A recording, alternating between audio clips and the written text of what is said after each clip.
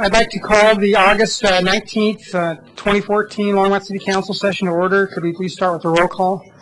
Mayor Coombs? Here. Council members Bagley? Here. Christensen? Here. Finley? Here. Levison? Here. Moore? Here. Santos? Here. Mayor, you have a quorum. All right, let's stand for Pledge of Allegiance.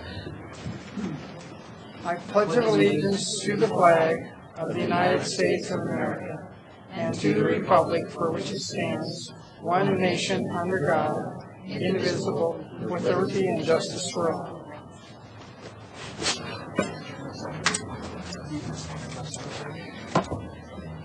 Okay, so the public invited to be heard. Let's see. You'll have 3 minutes to speak, so please come down and state your name and address for the record.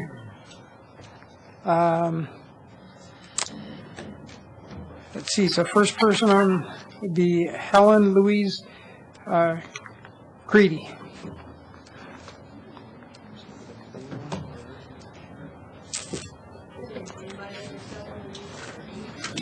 Oh, we have to turn it on, sorry. My name is Helen Louise Crady. I live at 600 Longs Peak Avenue, apartment 220. As the Longmont unit leader, I'm speaking for the League of Women Voters of Boulder County. The League of Women Voters of Boulder County has expressed concern in the recent past about the failure of the Longmont City Council to establish an adequate funding mechanism for affordable housing. The housing shortage, already exacerbated by the 2011 City Council's repeal of the inclusionary zoning ordinance, was made even worse by the September 2013 flood, and it is now acute. We urge City Council to enact a solution to this crisis. Longmont's Workforce Housing Task Force now recommends new funding options: sales tax, property tax, an allocation of existing general funds, and a set-aside from future revenue sources. Nationally, the League of Women Voters supports government policies that provide affordable housing. We discourage a sales tax, as its regressive nature especially burdens the very people you're trying to help. The property tax option, if supported by the Longmont community, is broad-based, with dollars coming from both commercial and residential owners. An allocation of general funds, new taxes, or other methods to provide for affordable housing, such as density increases, land banking, land trusts, foundations or donations, public-private partnerships, or any other innovative or creative means, should be considered and analyzed for effectiveness, appropriateness, and acceptability within the community. Longmont's previous inclusionary zoning requirements and the cash in lieu program could be one of those innovative funding sources, perhaps by offering a broader-based design that makes it more acceptable to the overall community. And this message is signed by Seal Ruffing, who is president of the League of Women Voters of Boulder County. Thank you very much. Thank you. Jackie List.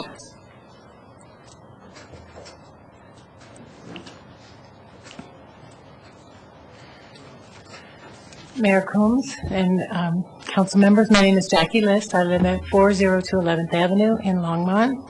And I'm here this evening speaking for myself and for the people that we serve at Safe Shelter of St. Vrain Valley. In a single day in the United States, more than 37,000 survivors of domestic violence and their children become homeless and rely on domestic violence shelters or transitional housing programs to meet their needs for safety and shelter. While emergency housing remains an essential element of an adequate domestic violence response, survivors need affordable, sustainable housing to move into lives free of violence, exploitation, and toward lives of self-sufficiency. Between August 2013 and July of this year, Safe Shelter Emergency Facility housed 104 adults and 87 children. We served 630 people total, but 104 adults and 87 children lived in our shelter for a time, for a total of 4,038 nights. Of that number, nine people, 9 adults, that's 8.6%, went into permanent independent housing, not for lack of trying. The remainder were forced to go and live with friends and family, to go into another shelter, in essence, in both cases remaining homeless, or they returned to their abusive partners. During that same period, Safe Shelter assisted over 40 adults in obtaining transitional housing for nearly 8,000 nights of shelter. But in that time period, we had to turn away 307 people who were forced back onto the street. Helping survivors to get safe and find stable housing increases their ability to overcome economic hardship and work toward establishing safety for themselves and their children. Increasing programmatic capacity to support survivors broadens their options, creates alternatives to remaining in abusive homes, and reduces the degree to which survivors are re-victimized in the aftermath of abuse. Safe Shelter faces those challenges, and creates programmatic innovations to address survivors' housing needs as part of that service provision. However, at this time in our community, no amount of skill on the part of advocates can assist domestic violence victims in acquiring safe and affordable housing. There is virtually no affordable housing in our community. This is an issue that's discussed repeatedly among our staff and most of the local service providers with whom I interact every day. In steering committee and general meetings of the community, of the St. Vrain Community Council, Longmont Housing Opportunities Team, the Elder Justice Coalition, solutions-based discussions often turn to inclusionary zoning. While we know that is not a popular option for many in our community, I would like to bring to you tonight that idea of inclusionary zoning as an option to be honestly and openly examined as we revisit the affordable housing crisis in our community. Thanks. Diane Goff.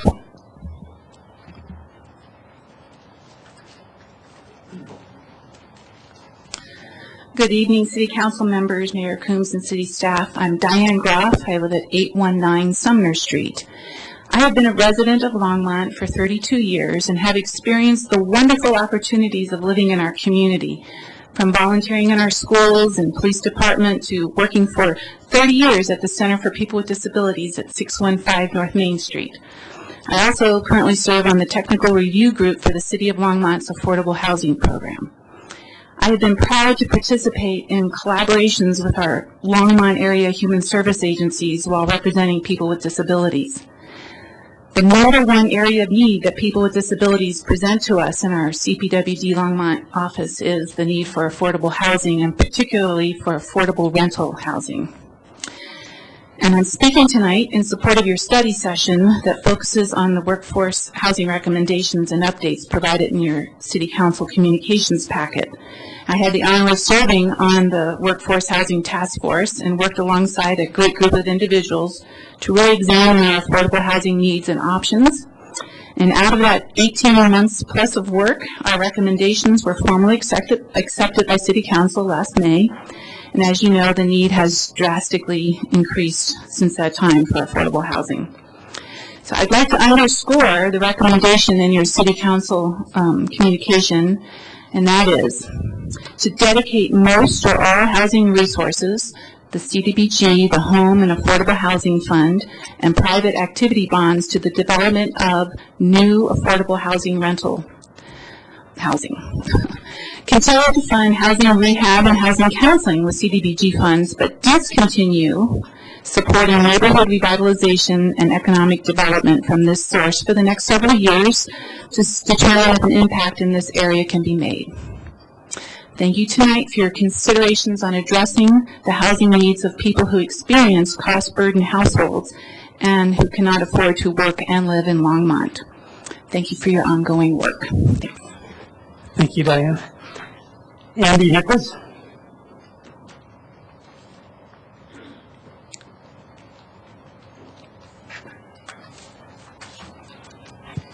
Hi, my name is Andy. I'm homeless in Longmont. I've lived in Longmont since September 2013. I was asked to speak by the Hours Center because I guess my situation represents good need for public housing assistance. A little bit about myself. Again, my name's Andy. I moved to Colorado because I lost my job of 10 years. I was laid off, came to Colorado, stayed in Blackhawk where I have family. I found myself torn between Denver and Boulder. I ended up with a part-time job in Boulder. I wanted to move down here because it was a 3-hour commute back and forth from Blackhawk to take a part-time job. I had to get close to where I was working.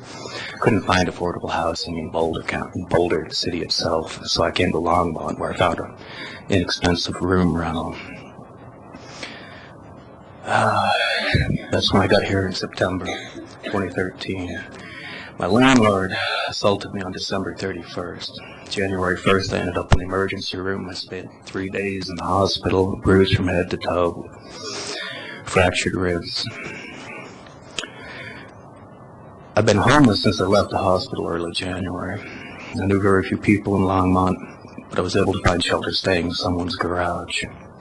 I spent 3 months recovering from my injuries, which haven't really healed. I have at least one rib that's still 8 millimeters out of place. Once I was feeling better, I found full-time work through a staffing agency. It's in addition to the part-time job that I've had for about a year and a half. Since about mid-April, I've maintained a 68-hour work week between the 2 jobs. I've had 2 days off in about 4 months, Memorial Day and 4th of July. I'm still living in a garage. A college degree in computer science, progressive and stable work history, best I've earned comfortable living. As things stand today, I do not have time to seek a decent paying job, which I do qualify for because I work all the time. I struggle just to make time to do the laundry. I get my business clothes washed. I hang them in the locker at my part-time job because I have no other place to put them. The rest of my laundry is in my car where it's been since January. I don't have a bathroom where I stay. Again, I stay in a garage. I have no shower. I shower at work. I'm getting tired of working 7 days a week. I do not have time to look for a good paying permanent position. Again, I've lived in a garage for 8 months. I see winter coming.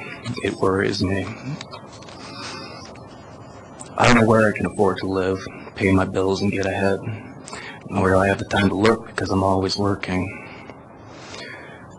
Someone at the Hours Center had offered to help me with first month's rent and deposit, but where can I possibly find a reasonably priced place to stay where my bills are already so high. The opportunity to find affordable housing would give me my life back. Thank you. Thank you. Now,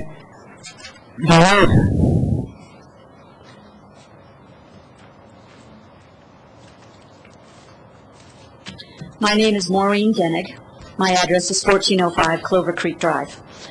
I am here tonight to address the issue of affordable housing in Longmont. As the president of the Longmont Senior Advisory Board, my interest lies in affordable housing for all in Longmont. We need to keep focus on local needs and local solutions. After reviewing the Workforce Housing Task Force report, there are several recommendations that can be applied across the board to all levels of income. Here are a few excerpts with which I agree.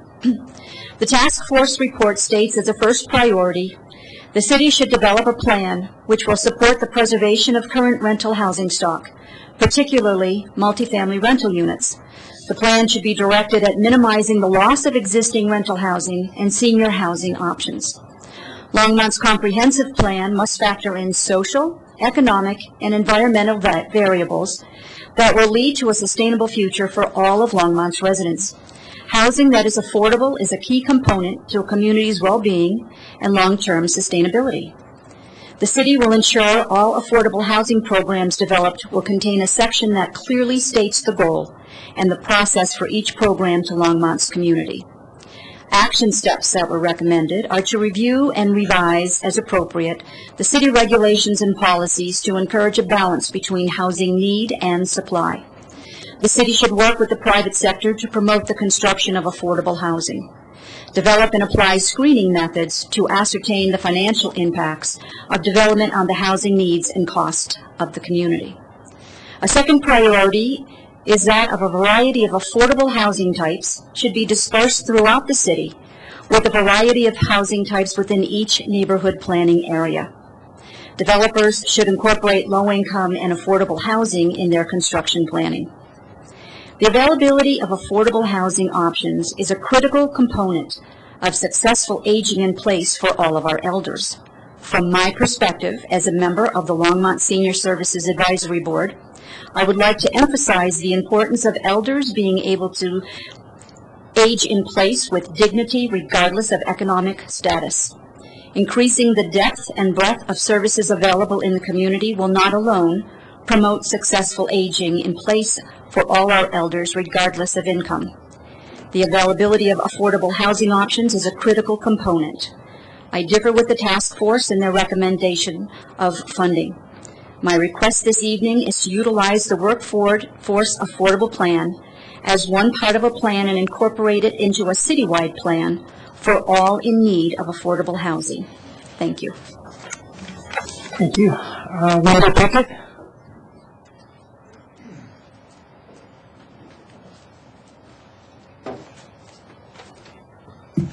Wendell Pickett, 3813 Florentine Circle. Speaking as a citizen, not as for the Longmont Housing Authority, which I sit on, but as a citizen. I did spend my 17 or 18 months, whatever it was, on the task force working through that, and I will be the first to concede that there is a need, and that need is great, and it's greater than we can fill. There's the question of what can we afford and what are we willing to do. The task force recognized that and brought it back forth to you in the recommendations of either promote a sales tax, promote a property tax, a combination thereof, or find another dedicated source to develop a fund of $10 million of principal patient capital to be a revolving fund that would be used to develop an average of 50 units a year. So as project timelines, as we explained at the presentation, took 2 to 3 or 4 years to do projects that over time, over a 5-year period, there would be an average of 50 units used. And that fund would revolve and be repaid and self-seed itself. We recommended that the tax or funding mechanism be capped at $10 million and be done at a pace of approximately $1 million a year. So it was very well defined. I would like to encourage council to follow those recommendations. I would like council to also encourage council not to increase the cost of delivering a door of a new housing unit to Longmont, be it rental, be it condominium, be it for sale. by having it embedded in the code as an additional requirement, as an additional fee that's only paid on those new units. This is a responsibility of the community and should be shared by the community in how it's paid. Thank you. Thank you. Richard Burdick.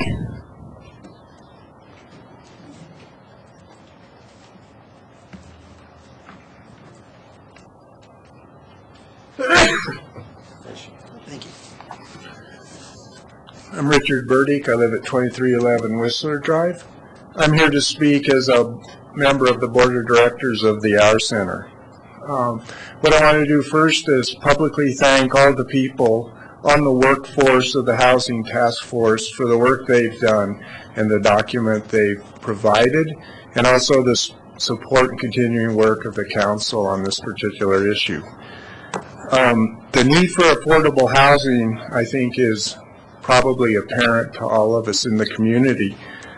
Justifications are given in the report, and with all the testimony previous to me, I think it should be apparent to everyone. So all I would like to do is encourage the council to continue their diligence in this area.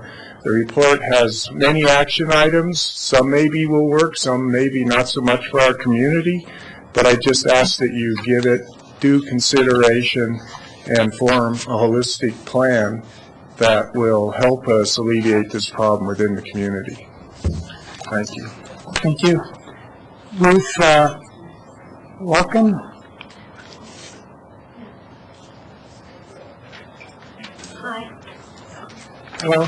Thank you all very much for giving me the opportunity to speak to you tonight. My name is Ruth Walker. I'm 68 years old.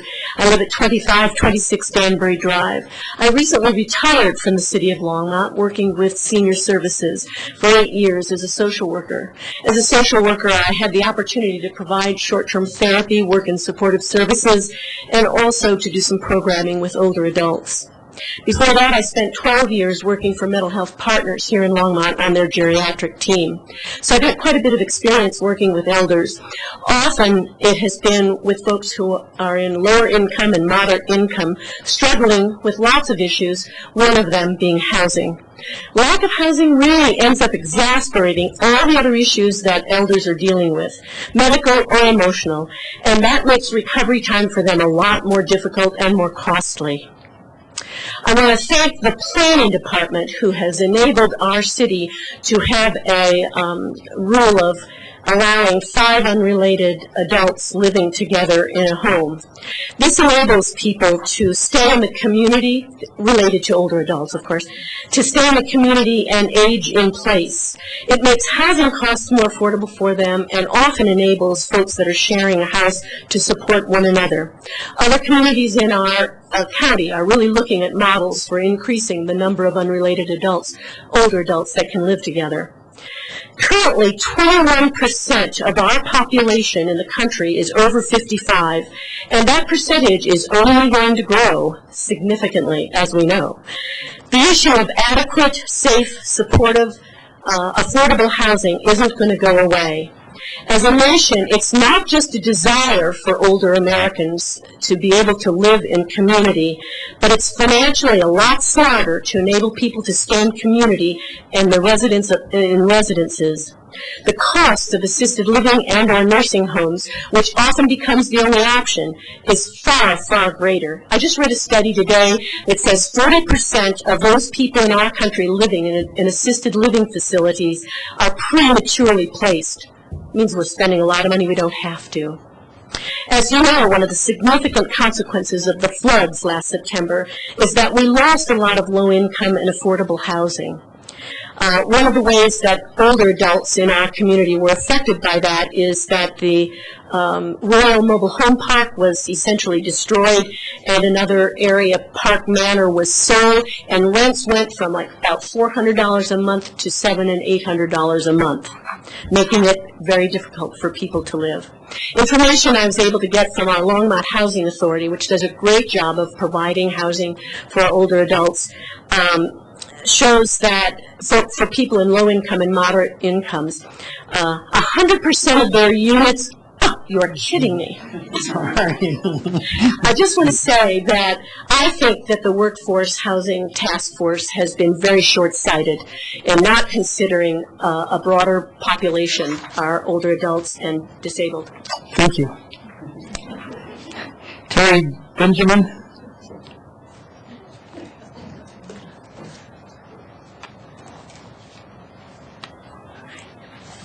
Good evening, Terry Benjamin. I live at 621 Gay Street. I've been in Longmont since '79, I think it is. And professionally, I worked at a place called Emergency Family Assistance from 1980 until last summer. And it's a safety net organization, best known in Boulder, but I also worked out here quite a bit to help our center get started over 25 years ago. So I feel like my heart and soul is embedded in Longmont as well. And I guess what I'd like to do is touch on a couple things other folks haven't yet. But to share observation, and I was talking to today, I said the biggest change I've seen or I saw in those 33 and a third years was the folks that are coming to places like EFA and our center are working folks. But they're not able to make it work. We sit down and look at budgets, all of us do, and add it up, subtract it out, and the numbers simply don't work. And it's a growing percentage of these working folks that are turning to community-based organizations for help. And quite honestly, I don't think any of us feel like that's a solution, to hand out groceries to working people every week so they can eat. So that's the biggest change. The other thing I think I've observed is that the nonprofit community simply cannot get this job done. Nonprofit community including housing providers and the faith community. This is way beyond any of our capacities, whether you're talking about the disabled community, seniors, women who have been abused, or families that are working, or single people that are trying to make a go of it. Government has to intervene, and increasingly that's local government. That's the lay of the land that we're facing. Moving on, I think, the needs, my goodness sakes, the needs are documented. All the papers, and it's gone up twice as much. The needs gone up twice as much since that report was done. It really is a crisis, and it's not the kind of crisis that the flood was. Where kind of tsunami came down the river, and it was up, it was down, and oh my God, what do we do now? To kind of use the water analogy, it's more of this drip, drip, drip, drip on a family's budget every year, every month, and every day as they try to figure out how to make a go of it. So that's just how it is out there. I guess Kathy's work also laid out a lot of great data in there, and there are two things I want to lift up real quickly. One is the job creation that's going on. The Colorado Department of Labor takes a look at what jobs are going to be created the next 10 years, and they looked at the Boulder Longmont area. 53% of the jobs projected to be created in our communities are going to pay less than $14 an hour average. So those are some of the dynamics that are at work out there that we have to grapple with as a community, and I look forward to seeing the direction y'all give tonight to staff to help come up with some solutions. Thank you. Thank you, Terry. Deanna Dutton-Dyer.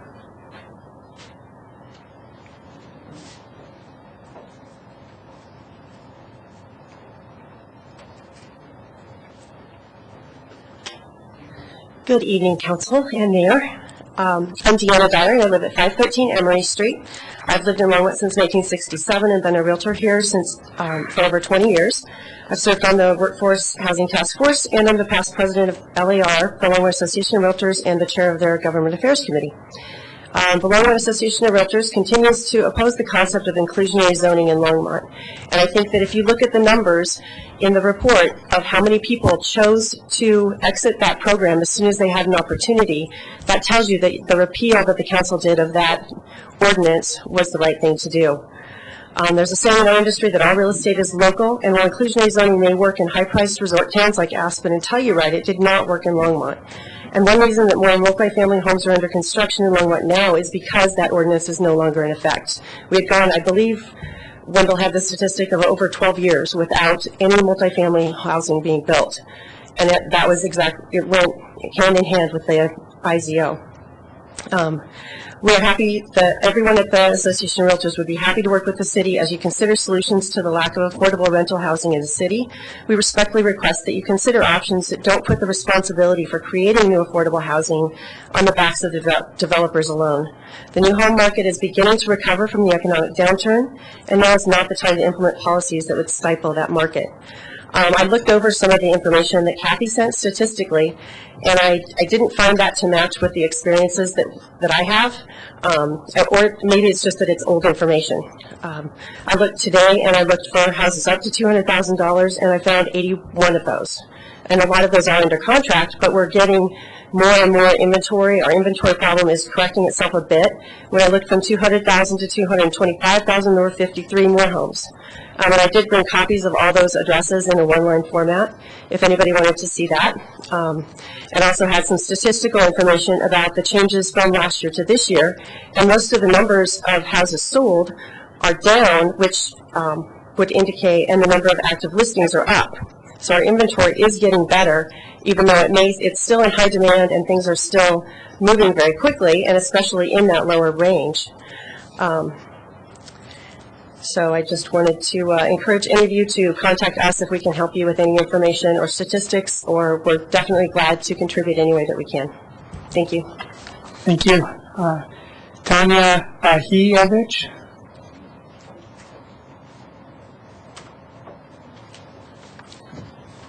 Well done, and thank you.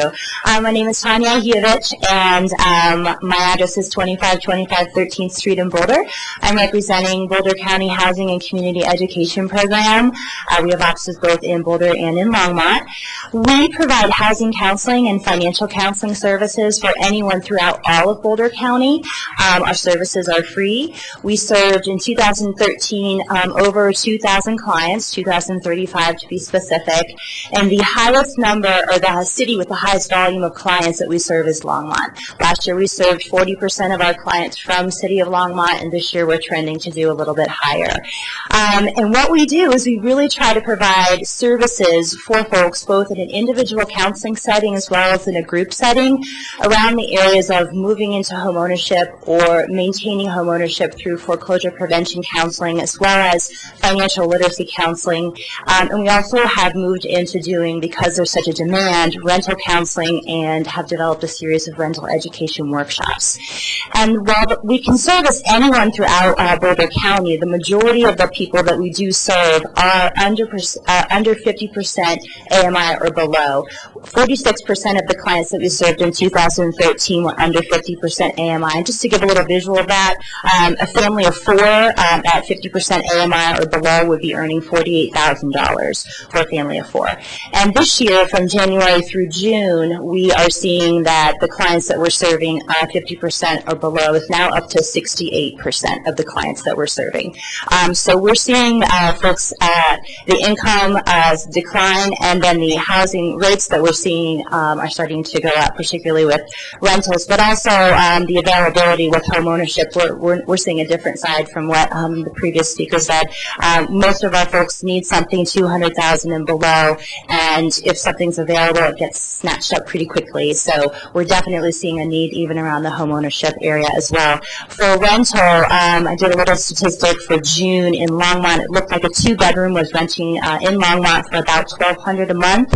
So for what we coach folks we try to coach for long-term housing sustainability, so they get into a home or they get into a rental unit that they can afford to and maintain. And so 30% of their income or below is what we recommend, or right about there. So just to give a little spin on that, if it's $1,200 a month for a two-bedroom rental, for 30% of their income, they would need to be earning $59,000 a year. And most of the folks, like I said, we're seeing are earning $48,000 or below.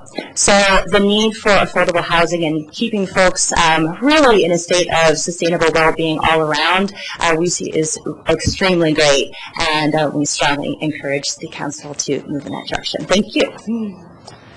Thank you. Megan Beffington.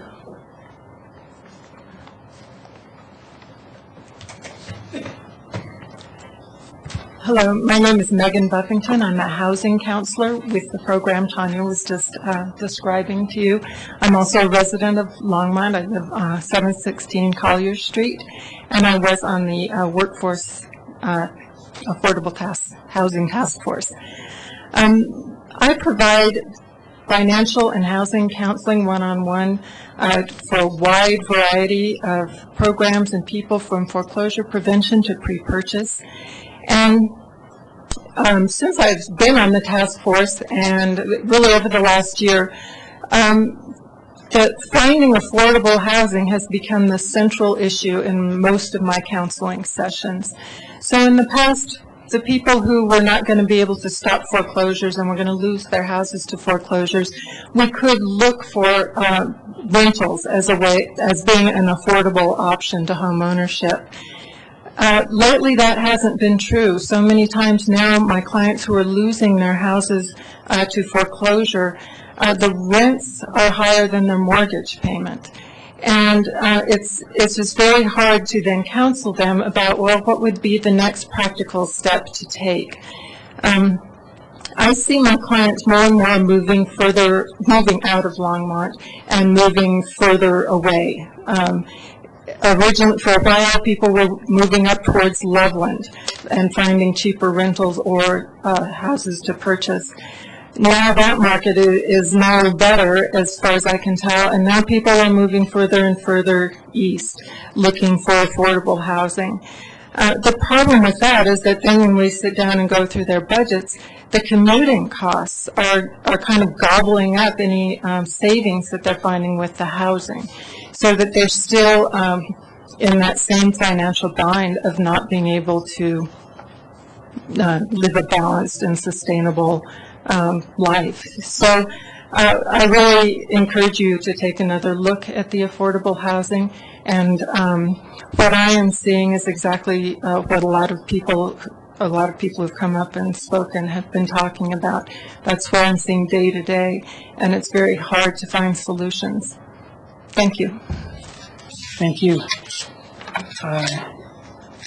Jade Beatty.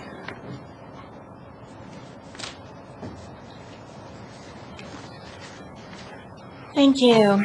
I'm Jade Beatty. I live at 634 Kimbark for another week or two.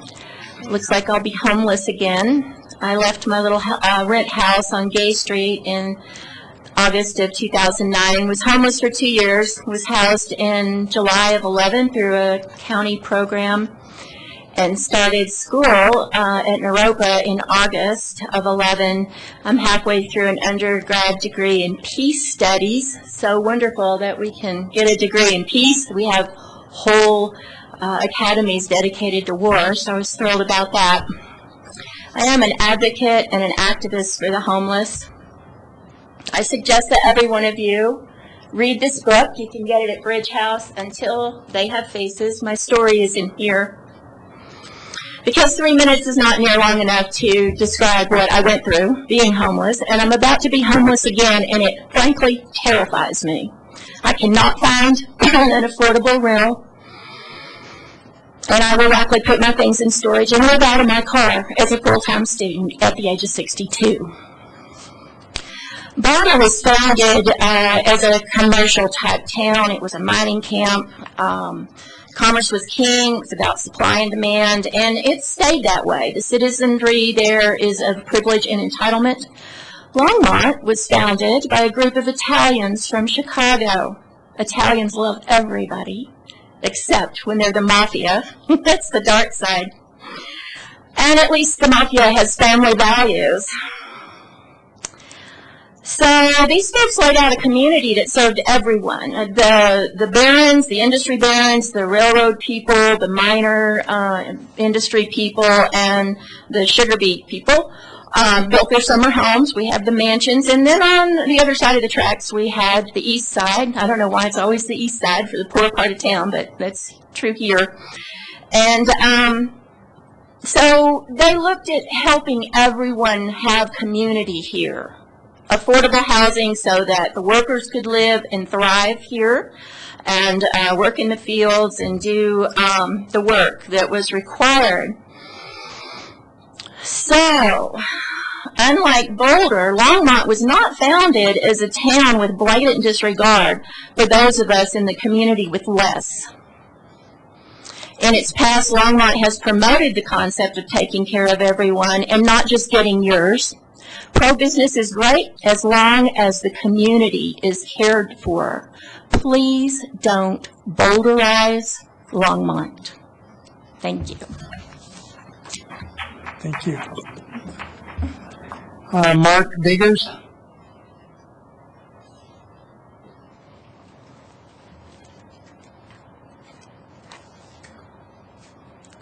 Hi, I'm Mark Biggers. I live at 756 Meadowlark Lane in Louisville. I currently serve as the interim executive director for EFA. So I'm replacing the person who replaced Terry on a temporary basis.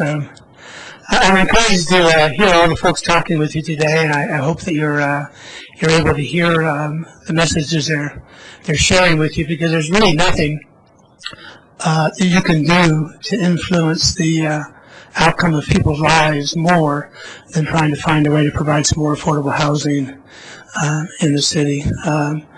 We at EFA, in addition to providing basic needs, own and operate 56 affordable transition apartments in the county, including some just around the corner on Atwood. And so I see firsthand the kinds of people that come into the facilities and how much better they're able to move forward with their life by being able even just to get to a place for 3 months in our short-term housing. And our transitional housing, which is typically up to 2 years long, we found a success rate of almost 88% year on year of people being able to move from transitional housing when they're paying probably only a third of what the market rate is, but to be able to be in that to save money and be able to move into a more permanently affordable housing later on. So as you go about thinking and dealing with this tough issue you've got to deal with, because I think you have no option other than to find a way to deal with it as the community leaders, I would encourage you to look at all ranges of housing, including transitional housing, because some folks won't ever be able to afford in the near term a $1,200 a month kind of rent. But you can get them into something at a lower rate and be able to allow them to step up over a period of time. I think you'll find greater success. And I expect that not everyone will be able to talk today, but I expect that most everybody in the audience here is here in general support of the overall concept. And I wish you the best as you go forward. It's an important issue for you all to wrestle with. Thanks. Thank you, Mark. Jennifer McNally. McNeil.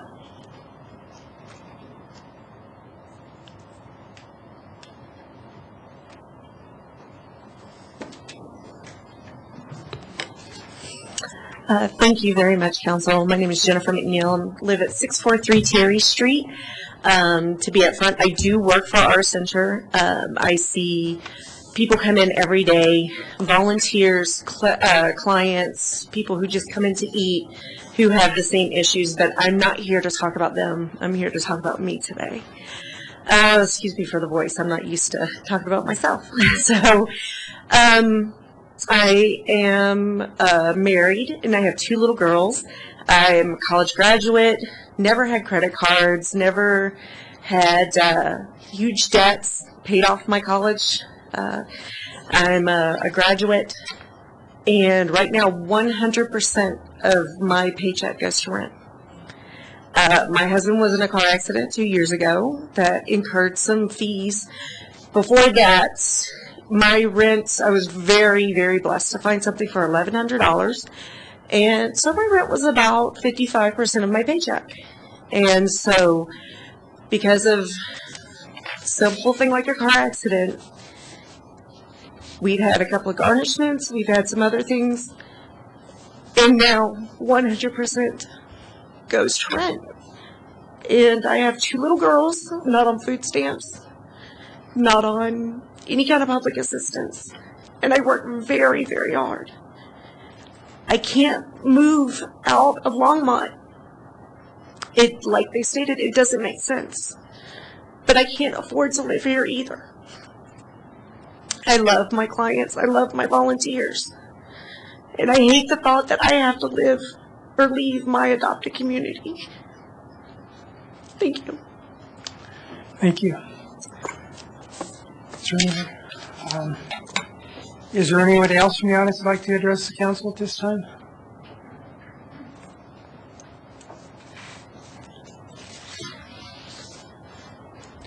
Hello, my name is Michael Reese. I'm the Executive Director of the Longmont Housing Authority. I just want to make a couple comments. As you all know, Longmont Housing Authority has had a couple members of its board on the task force over this time period, as well as myself. I serve on the task force as well. I'd like to kind of talk about some of the, as you go about making your discussion and your decision tonight, sort of, I don't want to be an alarmist, but the federal government is sort of moving away from housing and support at the local level. And the example that we would use in our community that kind of that's very good and painful to watch is our reduction in our housing choice voucher program funds. That's just been on a continuous decline for more than 10 years. The program serves 470 households right now, and it used to serve 510 as short as a year and a half ago. We've made some significant budget cuts to the program, but as rents raise, the pot of money that comes to the Longmont Housing Authority that we administer the program with really diminishes the ability for us to serve more households, and we just really think that's a trend that's going to continue with the federal government. The Longmont Housing Authority considered the communication today at their board meeting, and really the few dollars that do come to the community earmarked for housing to continue to try to find use in housing and affordable housing with those dollars, and try not to diminish the influence that those dollars have by trying to spread it out and try to achieve too many community goals with the same pot of money that is also diminishing as we go forward. We do have an opportunity with the disaster recovery funds that are coming in from the federal government, but that's a short-term process. So as you go about your conversation tonight, realize that the federal government has slowly whittled down its support. Another example in the community is, we've built a couple of nice buildings with the help of HUD assistance called Hearthstone and Lodge. They were built with a program called the HUD 202 Supportive Housing for Elderly. That program has not been funded for 2 years. You're probably, when you look at the Lodge and Hearthstone, you're probably looking at the last housing funds for new construction 202 buildings in the region. We're lucky to have them. Very fortunate to get them when we did. But going forward, that program has been zeroed out. And that program has built 100 units of very deeply affordable housing for our seniors. And it's been serving the community well, and we'll do so for years. But there's no ability to use that program for another building anywhere in the community. The funds are just simply not there. So bear in mind, it's a big, complex decision. Conversation affordable housing is. It's got a lot of hot buttons. But the federal government clearly is moving away from supporting local communities and running programs for affordable housing. Thank you. Thank you. Is there anybody else that'd like to speak at this time? Okay, seeing no one, I'll close public invited to be heard. Mayor, your first study session item is the budget prioritization process results, and it will be presented by Jim Golden, Finance Director.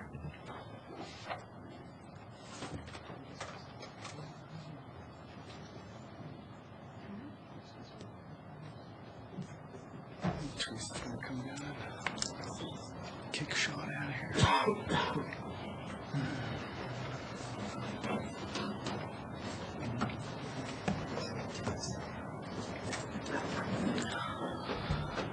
Mayor, members of council, I'm Jim Golden, Director of Finance, and we wanted to take an opportunity tonight to bring back to you the results of the budget prioritization process as we are heading into our 2015 budget beginning next week, actually. So we have hopefully a brief presentation, and I prepared some information for you all as well based on direction that you gave us earlier at the retreat. And we'd like to try to answer any questions on that and talk about how to utilize this information moving ahead.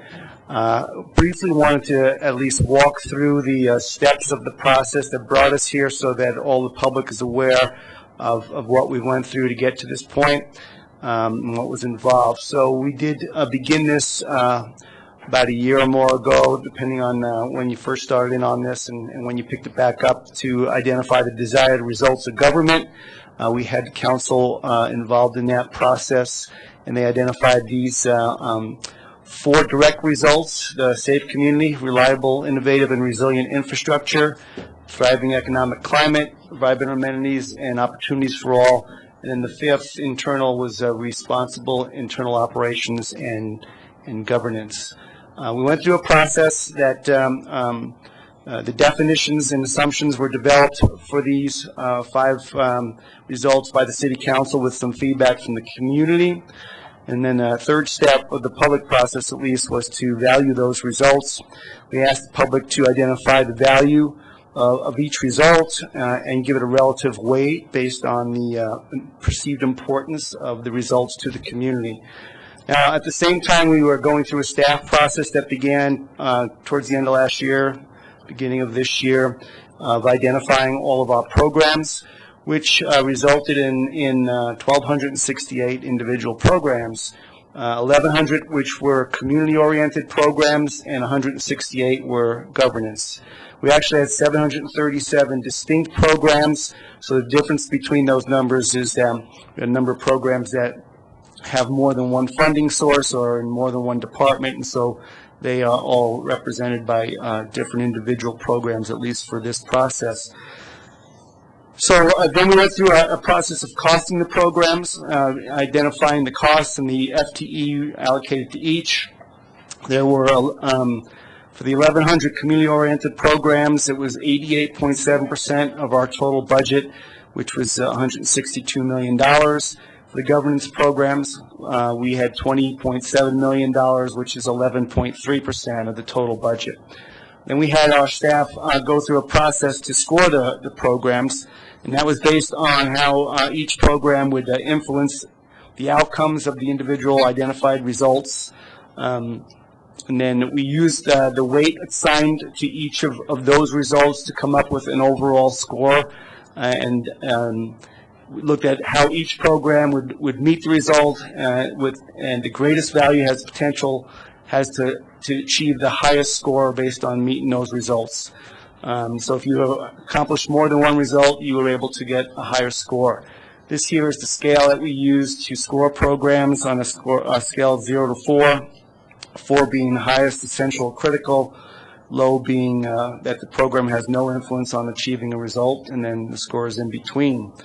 So again, going through the scoring process, we also use basic program attributes such as legal mandates, capacity for revenue generation, reliance on the city, and the portion of the community served.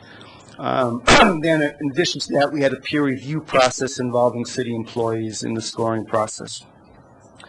So from there, we took all the results, and we, after we were able to go through them and make sure that they were somewhat accurate, hopefully, and we then turned around and loaded them into the resource alignment diagnostic tool with the help of the consultants from the Center for Priority-Based Budgeting.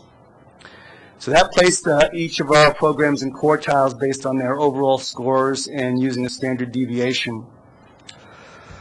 Excuse me. This is just an example. This is not our results, but this just kind of gives you an idea of the top to bottom array of programs in the quartiles. Priority 1 in the blue, priority 4 in the red there, and in between as well, 2 and 3. And this gets into the standard deviation process that was used.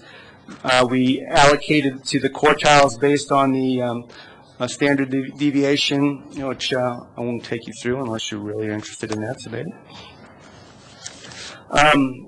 This here is this community-oriented programs for the whole city, the 1,100 programs, and the spending array between those. So on top is, in the dark green, is the quartile 1 programs. Most of our dollars there, you can tell, are in this quartile 1, and then going down 2, 3, and 4. And this is the governance programs, which is spread a little bit more evenly across the first 3 quartiles and then some in the 4th quartile. So I'm going to jump to the general fund budget reset that we've talked about in the past, and we talked about again at your retreat in June. In 2012, we identified that we had a budget reset need in the general fund of about $3 million, and we wanted to try to take care of that over 5 years. And so we reduced that in the first year, the 14 budget, down to $2.5 million.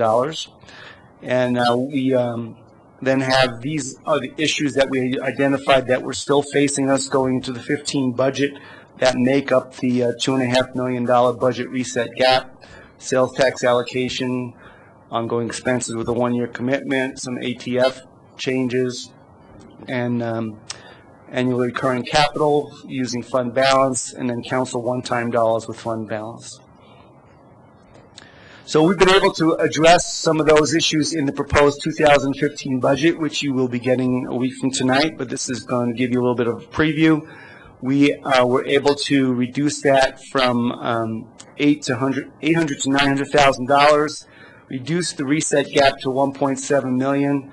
So it actually was closer to $900,000, but that's because the gap grows every year as we reset our budget, our sales tax-based dollars. And so essentially we chopped off about $900,000 and have reduced the reset gap to $1.7 million. Changes we made were in our transfer fees for economic vitality and our insurance funds have been improved, corrected. Ongoing expenses with a 1-year commitment are all funded. If they're within our budget, they're funded with ongoing dollars. And then we've reduced the allocation gap, the difference, I should say, between the general fund and the public improvement fund by a little over $200,000. So that's now a little over, I think, $900,000. You'll get that number for sure next week. So our budget is balanced, and the reset gap is reduced to $1.7 million, and that is without reducing any program funding through priority-based budgeting. So any decisions that we were to make to reduce program funding for 15 would further reduce that budget reset gap. So I give you 3 attachments in your communication tonight. The first one is a complete list of the programs, from the highest program score to the lowest program score. First we showed the community-oriented programs and then the governance programs. And we're providing that to you mostly for informational purposes so that it's available to you and the public and city staff. Wanted to make sure that would be available to all, and that we kind of limited some data in there. Size or limitations as required us to drop things out like the source of funding and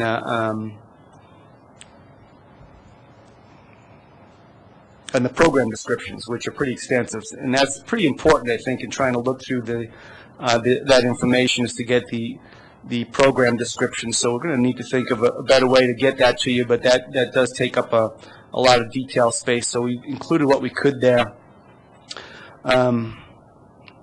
Second list is a list of programs that was generated based on your direction at the retreat to identify those general fund programs that scored 2 or lower on a scale of 1 to 4 in each of the attributes of mandates, reliance on the city, and the portion of the community served.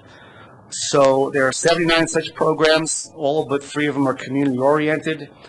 Total budget for those is $3.35 million. That's based on 2014 budget numbers, and everything we have is based on 2014 budget numbers. So even as we come to you in 2015, we are unable to actually provide that same data in a prioritization format for the whole proposed budget because of, it's certainly not available to us until after we adopt the budget and load it.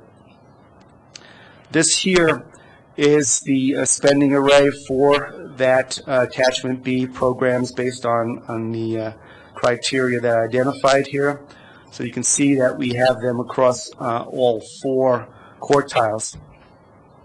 6 of these programs are quartile 1 programs, 15 more from quartile 2.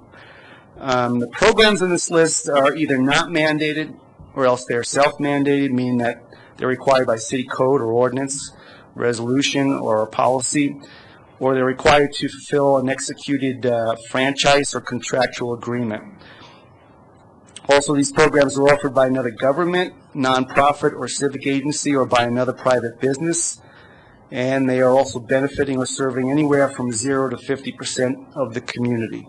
So those are the attributes we've defined. So now, moving on to the third attachment, attachment C, that's a list that the staff generated to identify those general fund programs that score 1 or lower in each of the community and governance results. So we have 59 such programs on the list, and of the 59, there are 41 community-oriented programs, 18 governance programs, and the total budget is $2.69 million. All but one of the programs is in quartile 3 or 4. And you have all the data on those programs, including in each of those 2 attachments. This, again, is the spending array related to attachment C now. So essentially, these programs have minimal, if any, influence towards accomplishing the desired results that were identified for the city. Now, both these lists are helpful in identifying programs by the criteria or filters that we identified or defined. And so we've then used them within the RAD tool, the resource alignment tool, for these 2 type of exercises.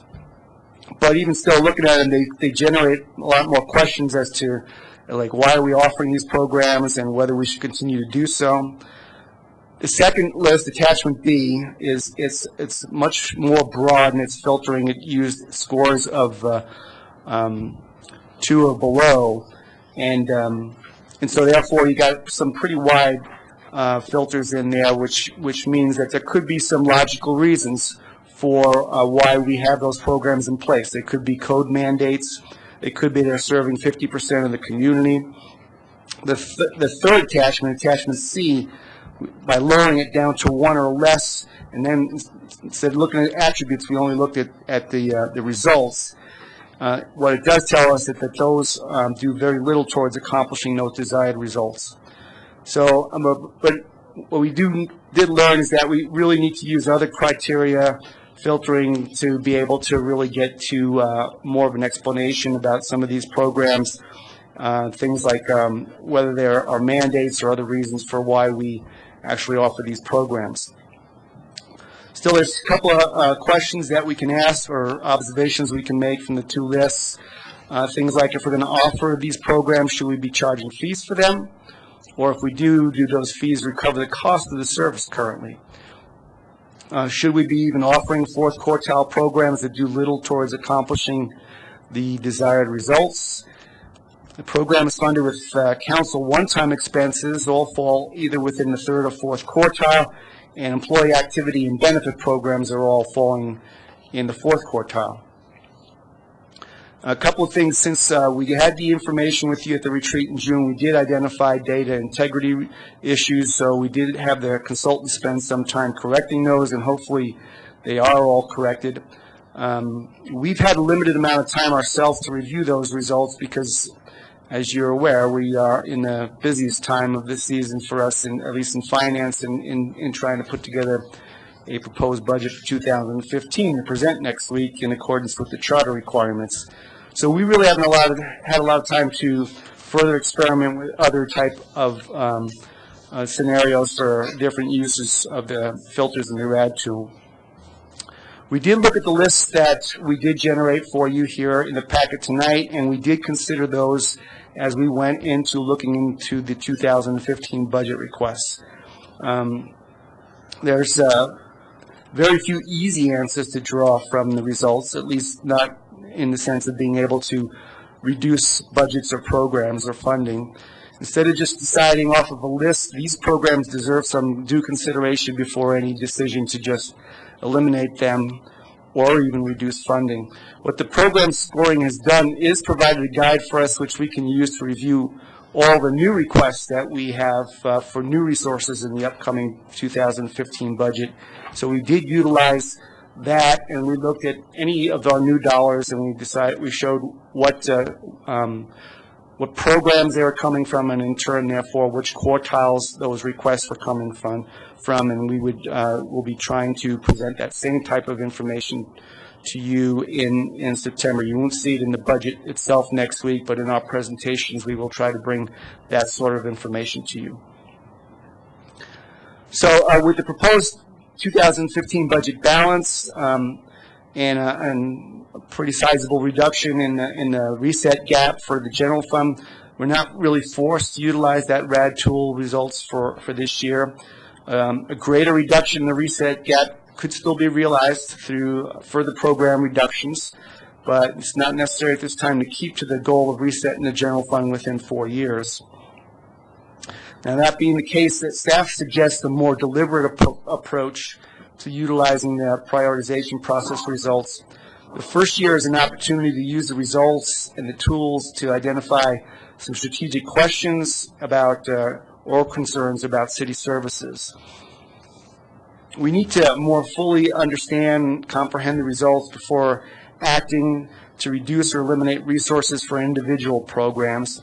Each of the attributes that we have in the desired results should all be evaluated individually, along with the influence that any one program has on each attribute and result. So if we do that, we could better understand the programs before we go to make any decisions, instead of just currently now just knowing the quartile ranking or the influence on desired results alone.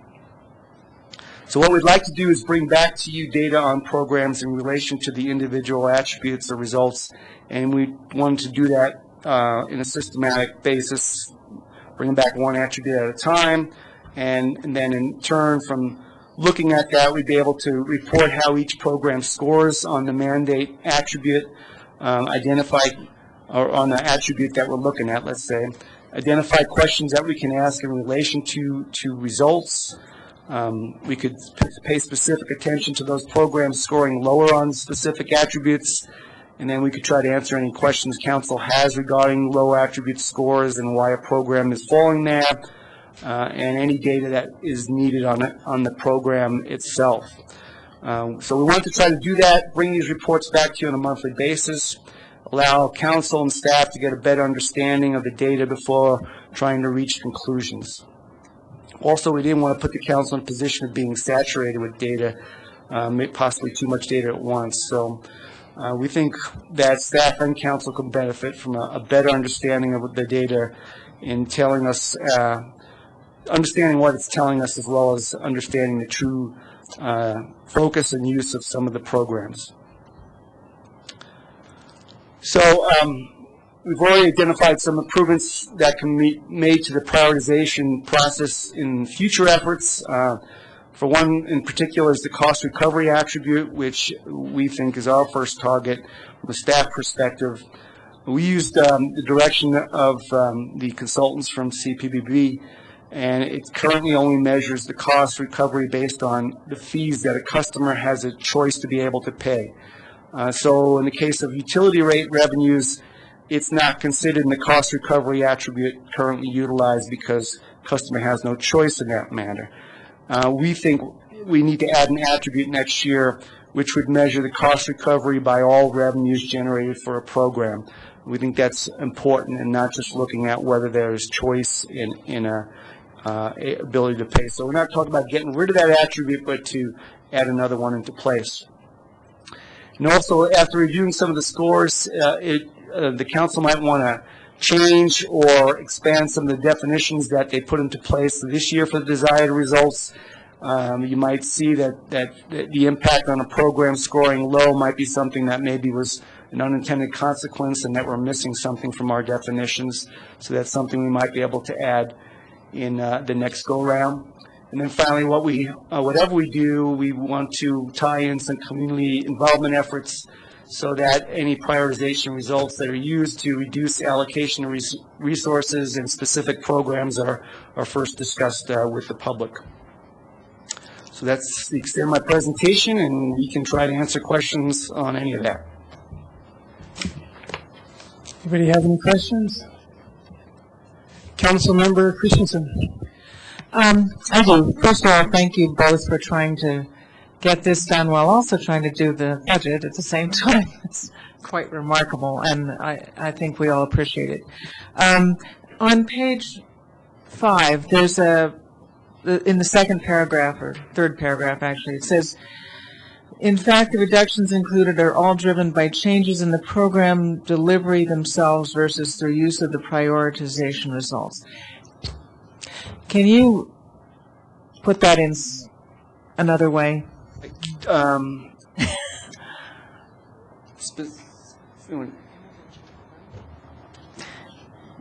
don't you go ahead and explain why? So, Mayor and City Council, the programs that we have reduced in the 2015 budget are in community services. So the first one is the Boulder County Intervention Program, and that was a shared program with Boulder County. And Boulder County is no longer doing that program. It was actually with the school district, and the school district indicated that they wanted to take. That's the next one. Is that the next one? That's the next one. Oh. But we were spending money without knowing what we were spending money on, so we're not spending. Yeah, that's a good idea.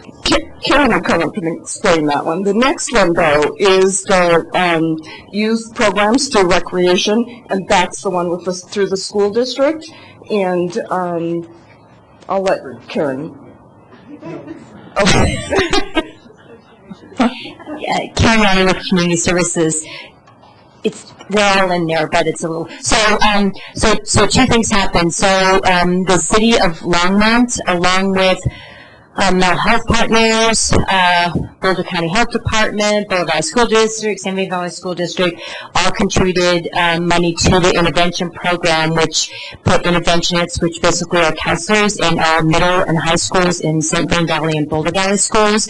St. Grand Valley School District, the end of the last school year, decided that they would pull out of that consortium, if you will, and start providing those services directly. Therefore, the $90-some thousand that we contributed toward that program was no longer necessary. So that was the one reduction. And the second one had to do with the after-school program that we offered at Longs Peak Middle School, Sunset Middle School, is that we had a turnover in our staff member, and at about the same time, the middle school was making some decisions about that they wanted to retain kind of use of their building after school, and it just seemed like it was probably a good time to end that program and look at doing something else in the future. So those are the two things that it just seemed like it was time to end those programs. Okay, so we're kind of, in other words, what this means is you kind of consolidating when possible, or cleaning up, or just, the situation has changed, so certain things could be eliminated. Specifically, the answer to your question was we did not use the prioritization to say these programs didn't need to be funded. There were operational issues that came into play. That's right. That indicated that the funding wasn't needed at that time, and so I think that's really what's meant by that. Okay, I understand. Going back to how RAD was applied, it was applied based on the 6 attributes or things that the citizens of Longmont decided were most important. And I think most of the citizens of Longmont would assume that housing and jobs were a baseline. Are they anywhere in any of the things that, any of the 6 things that we had? Mayor Combs, members of council, yes, those programs, so they do score towards some of the desired results. I think specifically in a couple of different areas. They score in all of the areas, but to different degrees. So I think they score higher in the economic one and also on the vibrant opportunities, Yeah. I believe. And amenities, because a roof over your head. Vibrant amenities. Kind of an amenity. So and one thing about the tool is, so to get to that data, we have to look up each program individually, go through the whole scoring to get that. So, but we did look into that coming into this meeting, and that's why I can answer that off the top of my head. Now, if you ask me about some other program, we're probably going to look it up, but we were prepared on that one. So. Well, okay, when I'm going through here, I'm having where is it? Okay. I see things like emergency medical training is in the 3rd quartile. Okay. That seems kind of low. It's on B, in B on the 2nd page. And so here goes, and if you have questions about individual programs scoring, what I would ask, maybe you can ask us what those, ask us to give you more detail about what's driving those scores, because, I mean, Teresa can look and try to find that in the meantime, and I think you'd have to sit there and wait. But we could actually get back to you on any individual programs that you're questioning the quartile. Because remember, there's about a dozen different scores that go into that, and so we'd have to look at where does it score on each one. So I think it'd be better off trying to respond back to you in writing and to the whole council about individual programs. So I encourage you all to let us know which ones you are questioning, why they may be in a certain quartile, and we can look them up and do that. I think it's easier that way. So, because I see all the housing things are in the 4th quartile or the 3rd quartile, but anyway, I think that housing you'll find anywhere from the 1st through the 3rd quartile. So it really depends on the program, but it's across the board there. I like your suggestion, though, that we use this as a tool to examine these programs and not start making just willy-nilly cuts with, just right now, it's a good tool to look at things in a different way. Thank you. If I can give you an example, too. So one of the discussions we had, in the budget process was,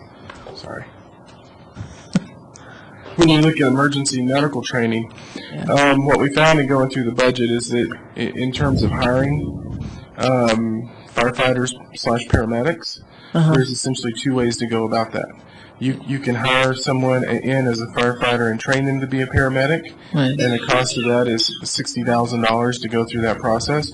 Or you can hire someone that's actually certified as a paramedic and a firefighter through COG, and you don't have that $60,000 cost. And so each one of these programs, and I'm not saying it's that one particular, but there are nuances in this that we are seeing as we're moving through, and we're making some adjustments. So one of the things that we did this year in the hiring process for firefighters was to look at someone that had the paramedic training to avoid that cost of training, and that's a big part of that's the overtime that we have to pay so they can go in and get trained to be a paramedic. So I'm not saying that's it, but those are the types of things that we're seeing in these programs as we evaluate them. Okay. Thank you. Councilmember Larson. Thank you, Mayor Coombs. So is there a way that we're going to test this as far as user-friendly with the general public? So if somebody would want to be so dedicated as to maybe take one category, maybe not the first category, maybe the 2nd or 3rd category,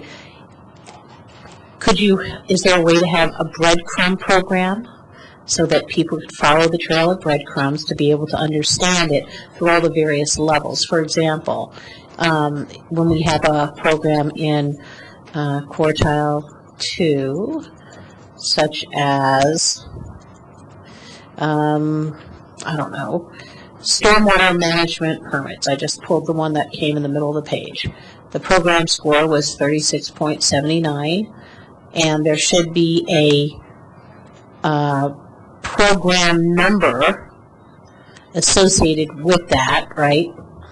And so somebody could have this, they could have the program number, just like we were kind of doing in the retreat, and they could have like 3 or 4 books spread in front of them, and they could follow. Well, I'm just trying to see whether or not there's going to be a real breadcrumb trail for somebody if they want to do this exercise. I know, you're real comfortable with doing it, but maybe others want to understand the process too, to see could you easily trace and have access to all those resources to look at that one line item and be able to trace back and logically understand where that came up with being in quartile 2 with that program score, and then what you've given us in the various filters. People may want to play around with those filters. So, Mayor Coombs, members of council, so addressing the question in general, I guess, without getting too specific like you did there, I think, you heard during the retreat that there's hope that this will be a web-based tool so that it will be able to be made available to citizens and whoever so that they can do it all on their own. At this point, that's only being developed currently. It's under development, so we're hoping it's going to be available to us, but we're just not sure when. I think in the meantime, it's a very large Excel file, and as the consultants themselves keep telling us that they themselves keep screwing it up because it's so big, and so it really probably wouldn't be useful to turn it over to the public and then as soon as they get stuck, we got to come in and try to get it fixed or something. What we did with the newspaper, and we'd be willing to do if somebody really wants to get into it that badly, but understanding this is going to take a lot of staff resources to do it, is to sit with them as they look through it and try to help them get through it and answer questions. It's I don't think it's something, might be something we might want to score out and see if we should charge a fee for it. I don't know. But we I think part of the process was that this would make the understanding where we prioritize in the budget, things in the budget easier to understand. And it seems like we're making it more difficult to understand. Well, and Mayor Coombs, council, I'm sorry to say that this tool is not that easy to utilize just yet. Okay, so I mean we're giving you the information. We can give you more data. We can produce all of the program descriptions in hard copy. We can produce all of the program scores across the board. That information can be made available if necessary, if that's what you would like us to do. All I'm saying is, I think that leads to more questions that staff's going to need to answer, and it's not. So it's going to take some staff resources to do something like that. We can give hard copies. I don't think giving access to the RAD tool is going to be productive. Well, I just wanted to know if somebody was so inclined. Maybe there's some MPA student out there who wants to do this for, they have nothing else better to do in their lives and they want to do this. And do we have copies of all this in the library? If somebody want to lay it all out and we'd be glad to do hard themselves. copies. I think access, again, as we talked about at the retreat, this is a proprietary Excel file, and so I don't think that we should and can, under our contract, just allow someone to just take it and go do what they want to do with it. No, I meant hard copies in the library. If you wanted to do that and people wanted to try to follow the breadcrumbs by paper, surely, then we could, that is an actual possibility. That's correct. We can do that. All right. And I think the answer is yes. You could go to the number, go see the rankings, understand how they were ranked in each one of the categories and see the numbers. And so I think that is different this time in terms of how you can break that data down. And that's the analysis piece. And I think what Jim's saying, it probably would take a staff person. I know we have it in the city clerk's office, and that's how the newspaper looked at this at one point. I think what you see when you go through the data and you look at it, and I'll draw you to a couple of examples in conversations that we had in the budget process. One of the things that we saw when we really broke the information apart is that we saw there was weddings that were performed in municipal court. And I believe that the cost was $4,900. But we weren't recovering all of the costs. So one of the conversations that I had with the judge is, well, what's that number? What's a number of weddings? Should we look at increasing the fees for that? Another one was in fingerprinting services. It was a very, very similar situation.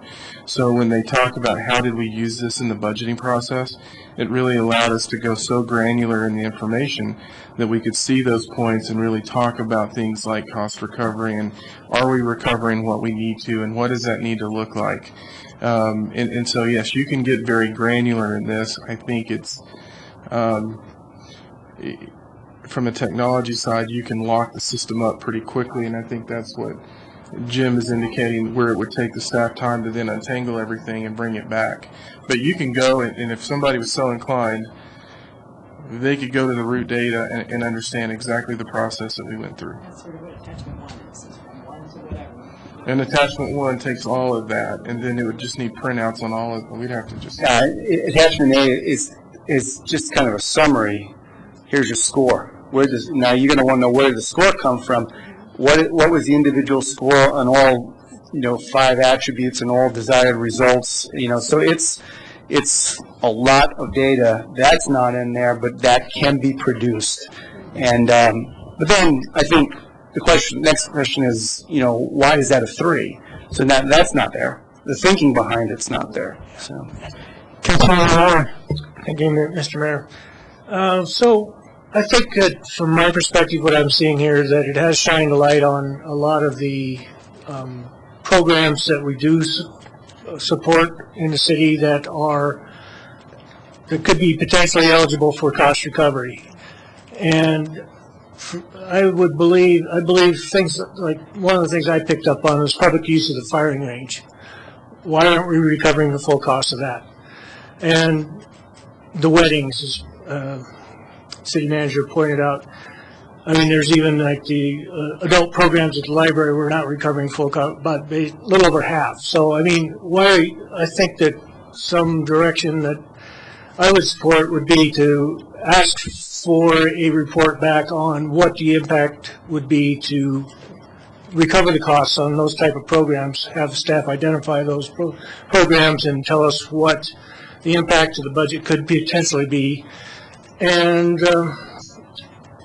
actually close the loop a little bit more on that, because if they're not serving a huge portion of the community and we are supporting it with public dollars, I think there's an opportunity there, and this tool has allowed that to happen. And I think that we can use this tool as a tool, but not as necessarily as a hatchet.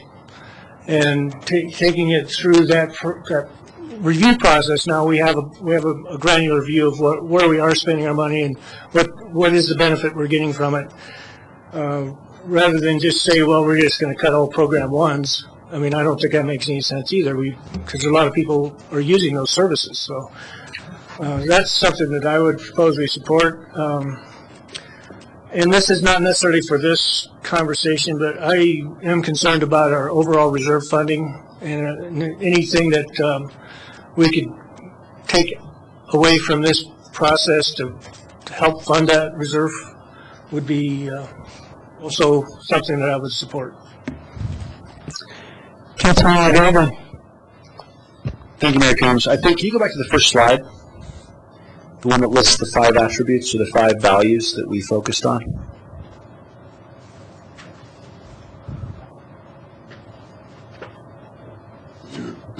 All right, so I guess I kind of view it as I'm sitting here listening and reflecting on the last couple of years. These 5 things were basically the public policy decisions that we were asked to come up with. And as a council, with community input, we said these are the things that we think are important, and therefore these are the things that we should be funding.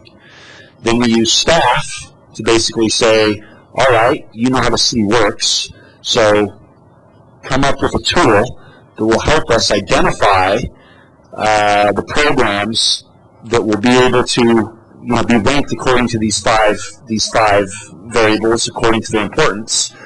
And as such, we have this presentation tonight, And I view it as not I mean, if the public wants to look at it, if we want to go look at it, if we can do all kinds of things, but really what it is a tool, our public policy decision, and then the accounting office and the city manager to say, take the budget and follow public policy.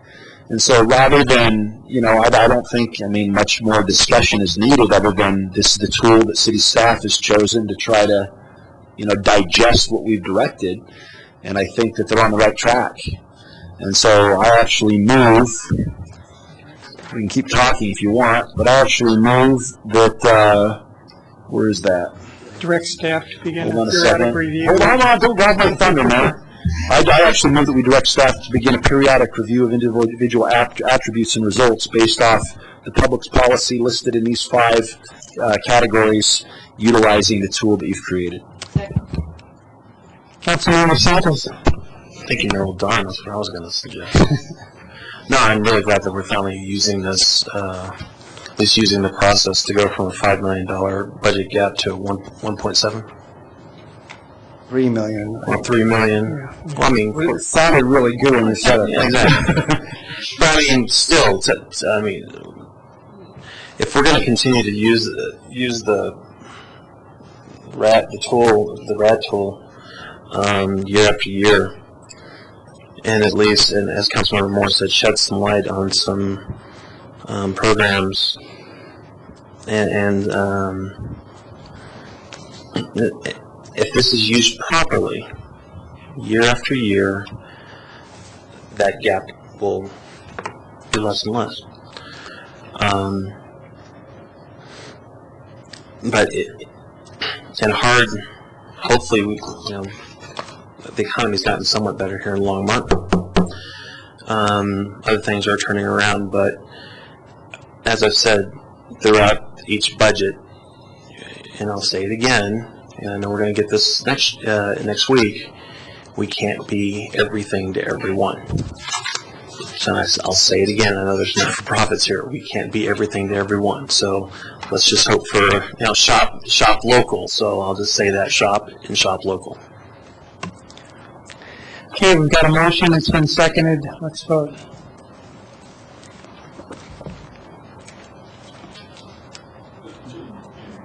Okay, that passes 7-0. So why don't we take a 5-minute break?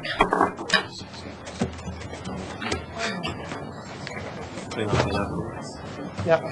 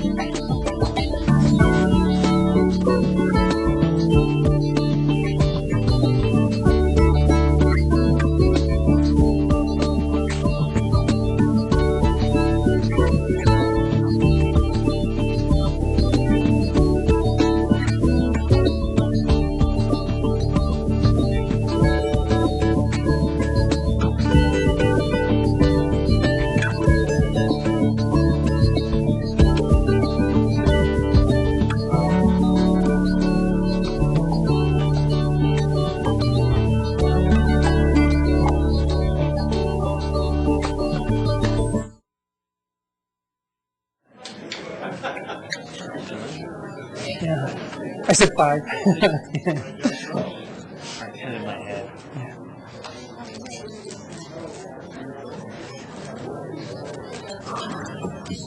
Do you want a hard copy? I made them because I was concerned if this didn't work, I'd need hard copies.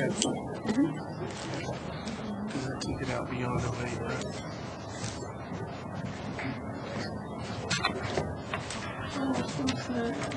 Yes, I went to 04. I did a decade.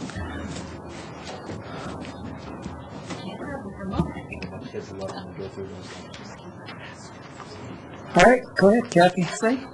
Good evening, Mayor and Council. Kathy Fedler, CDBG and Affordable Housing Programs Coordinator. Tonight we are here at long last to follow up on the recommendations that you received last year from the Workforce Housing Task Force. It was always our intention to bring these back with some additional information, more specific information, some additional options beyond the high level look that the task force recommendations were. And of course we were interrupted by the flood, so I'm glad to at least finally be bringing this back and hopefully getting some good feedback and direction from y'all.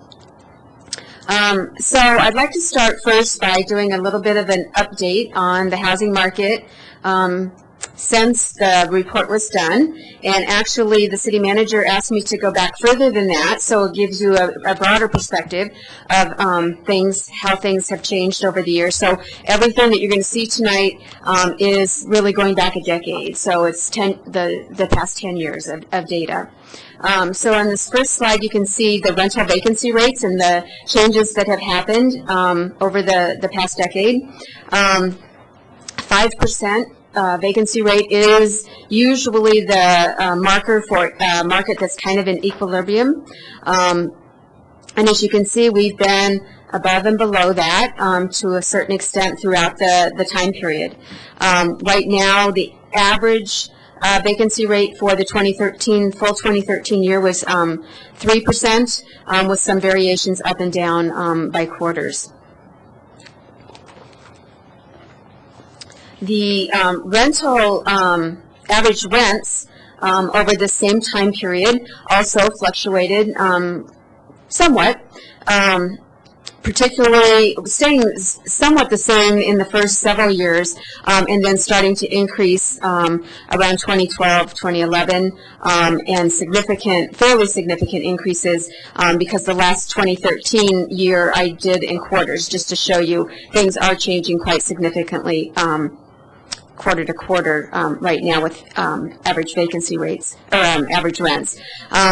2004 to 2013 has seen a 22% increase in the average rents in Longmont.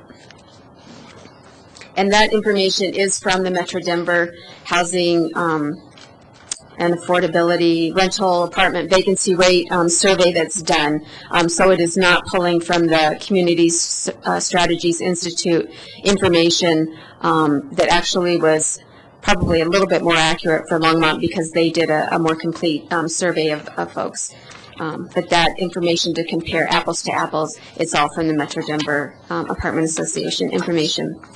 The rental housing gap is presented as part of the Workforce Task Force recommendations in July of 2012, showed a little under 1,450 rental units needed to be affordable to households at or below 50% of the AMI, and the AMI percentages are shown below.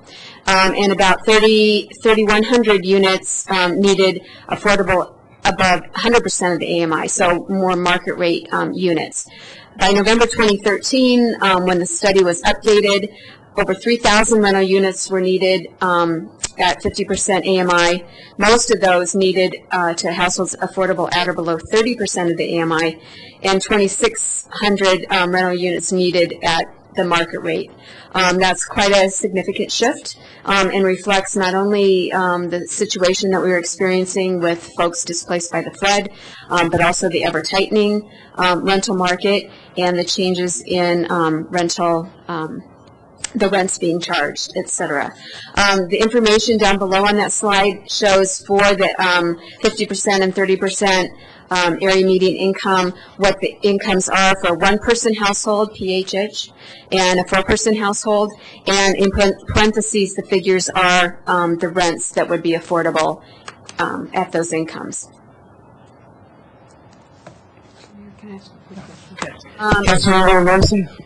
Kathy, one thing that I don't know if it's included in the rent, is that just the base rent, or does that include any percentage or assumption of any amount of utilities on top of that? Because aren't the rates for housing recommended to be housing as 30% of your income, not to exceed that, includes utilities, wouldn't it? Yeah, so the average rents are just the rents. So on the slide that showed the average rents, those are just the rents. But the figures that I showed below at the 50% and 30% AMI, that is the amount of rent plus utilities that would be tenant paid. So that they should not exceed $840 or $1,200, including any tenant paid utilities. So that does include that.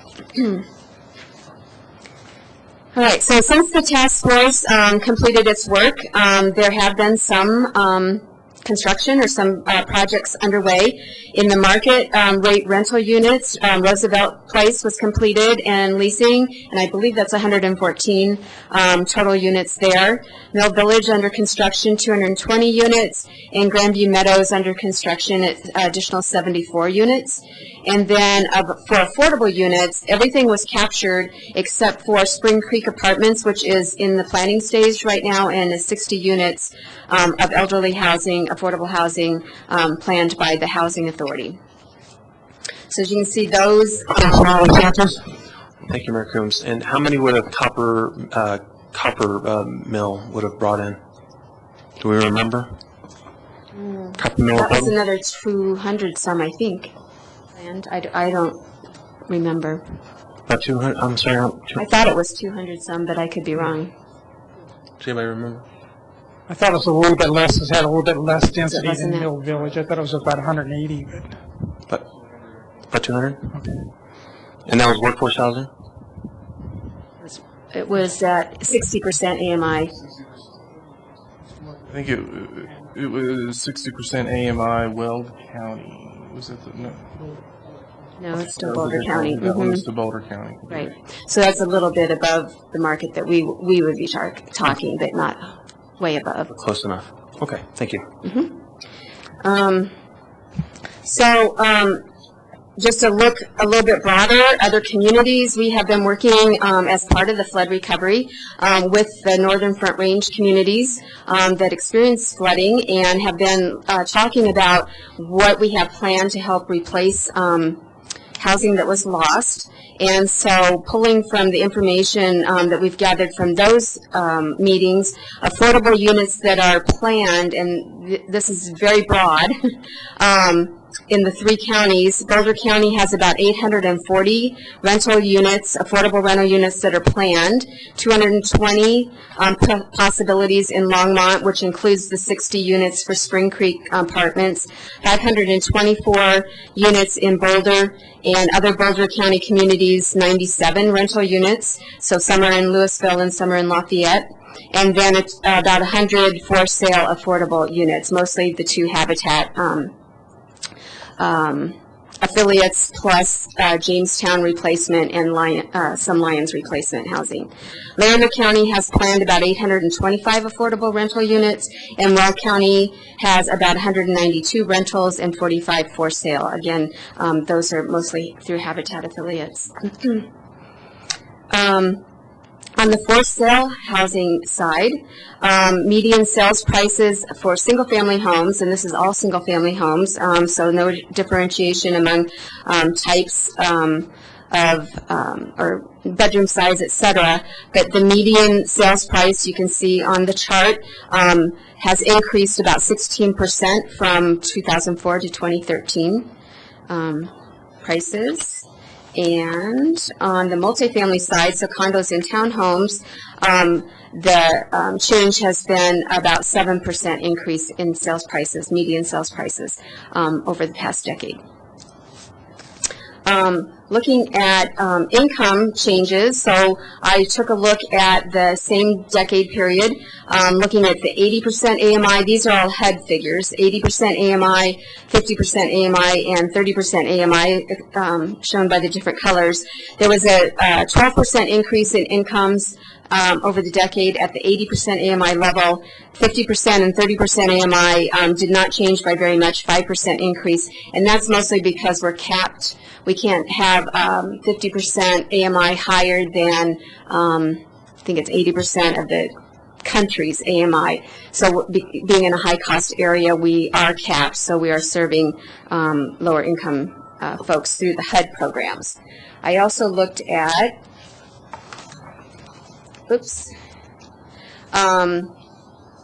the median family income, and again, this is for the county, based on HUD figures, the blue line.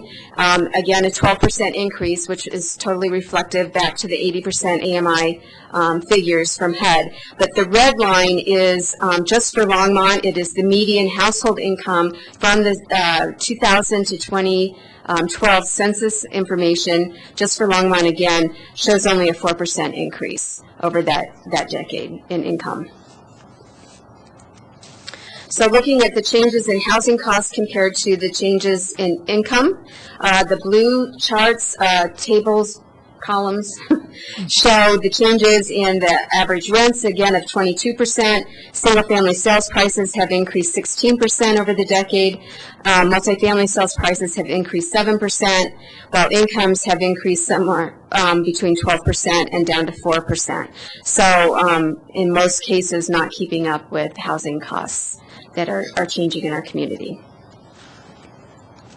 So tonight we are here to request some feedback, some dialogue, some direction, I guess, about what options or recommendations that were presented in the council communication that you would wish to explore further. What could we move on immediately? What might we take off the list altogether and not waste our time on? So keeping that in mind, what I thought we would do is go through all those options, and you could give feedback, or if there's a different way that you want to go about doing that, I'm more than happy to look at that too, or try and manage that.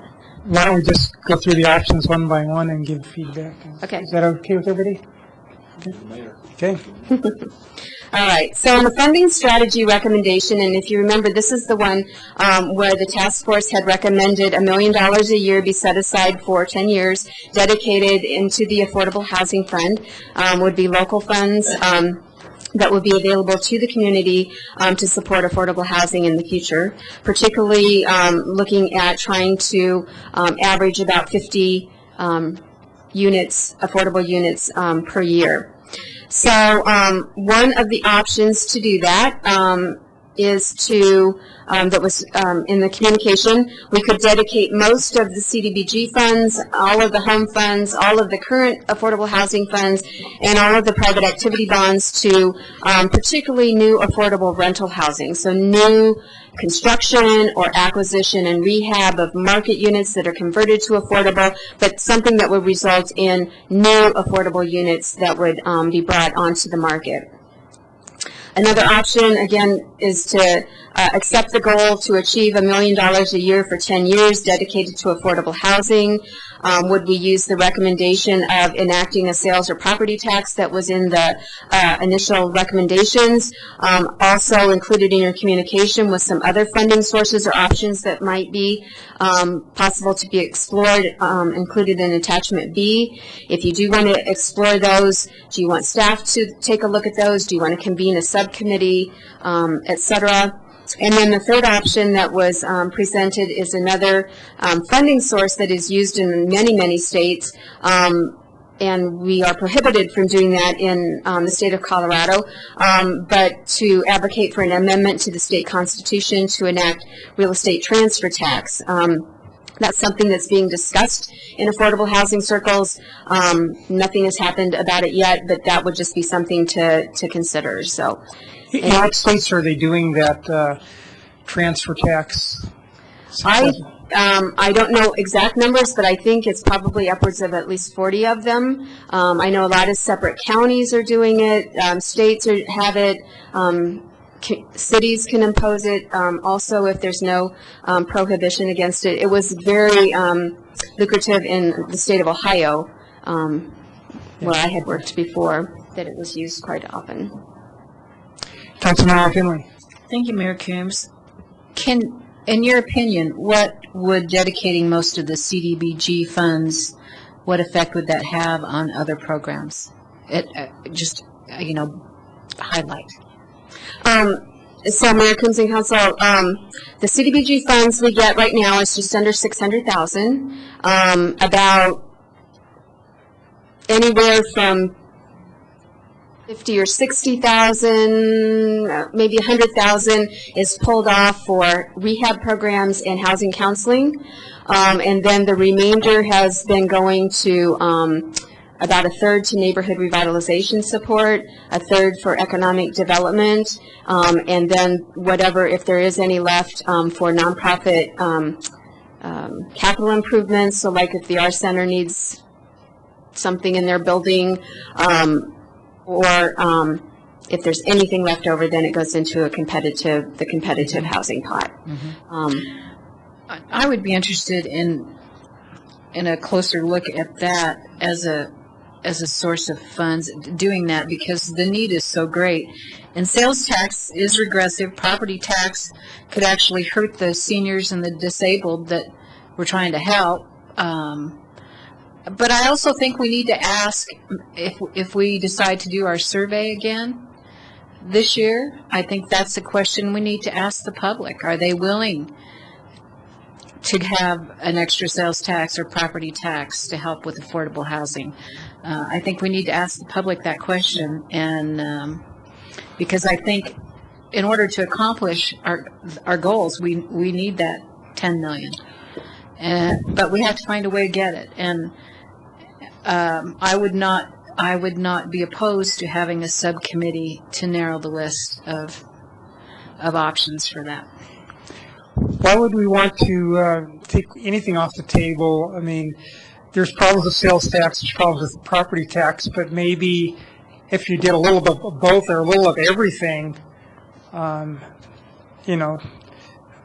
just kind of hate to throw anything out and say that sales tax is not an option because it's regressive, or property tax is not an option because, particularly people that own a lot of property that are rentals, property tax goes up. What are they going to do? They're going to raise their rents to recoup their cost. It's going to hurt the people that don't have rentals, that just live in houses and their housing costs. But I don't know. I kind of like, at this point, I'm not smart enough to throw any options out, because I think we need to keep all the arrows in our quiver at this point until we figure out how to come up with $1 million a year.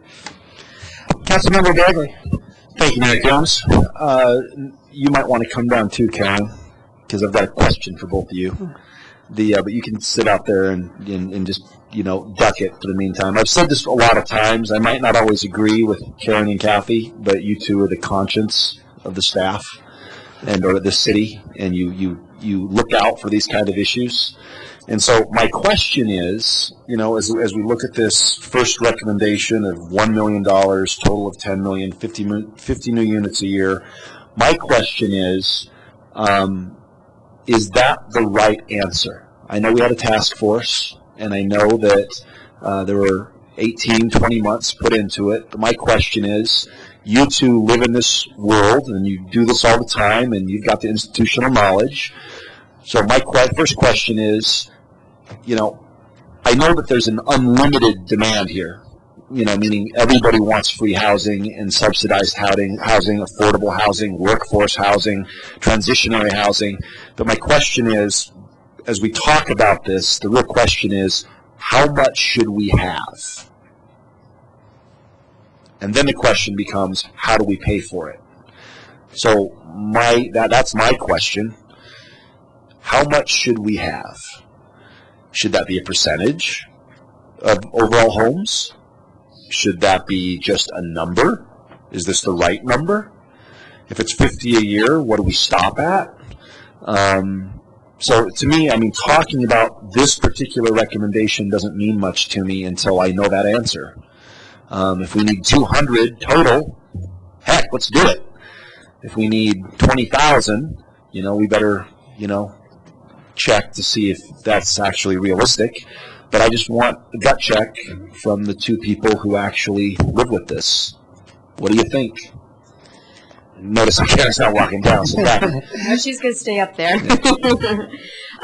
So, Mayor and Council, I guess my off-the-top response to that would be, I don't know what is exactly the right answer or the right number. I don't know that that is something that is able to be determined necessarily. I don't want to say logically, but in other communities, it has been around a percentage or a number that's been a goal. So my question would then be, if that's the case, first, the question is, what is our percentage? And two, what is that number in other communities? Just out of curiosity. I mean, is it 2%? Is it 10%? Is it? I'm just curious. I'd like to know. So, I mean, we can absolutely do some research around that. Again, off the top of my head, it is what I think is palatable in each community, what they feel is needed and what they can logically achieve, or what the appetite is in the community for moving towards a goal. Most of them are anywhere between 10 and 20%. I think Boulder said a much more specific 20% of all housing units be permanently affordable, but we can definitely do some more research around what other communities around the entire country are. If you're looking at inclusionary zoning, that is almost always, I mean, just as an example, not, I know we don't say that anymore. That's the grenade word. Just as an example, almost all of them are somewhere in between that 10 and 20%. Goal achievement area. And then how to pay for it. If you're looking particularly at rental housing, funding is absolutely necessary. It is the only, even under inclusionary zone, when the inclusionary zoning program is in place, the only way we actually got rental units, and again, unique in Colorado because the Telluride decision, and with rent control, we were only allowed to apply the inclusionary zoning to rental properties that were being annexed in. If they were already in and were going to build apartments, we couldn't apply the inclusionary zoning to them. So the only way we really got rental units was from the payment in lieu, and actually using our nonprofits and the housing authority to build them using the funding. So the funding was the strong incentive to get rental affordable units, not inclusionary zoning, other than to get the funding. I'm going to hit my button as soon as I ask this next question, and that is, so I'd like to know what other cities do. I'd like that number. And then two, the other question is, I guess the challenge that I would like to see in an ideal world, I would like to see like a list of, here are all the potential options that we could use to pay for affordable housing. So you've got the really controversial, hard to stomach inclusionary zoning option. But then I know I've talked with our city manager about, fee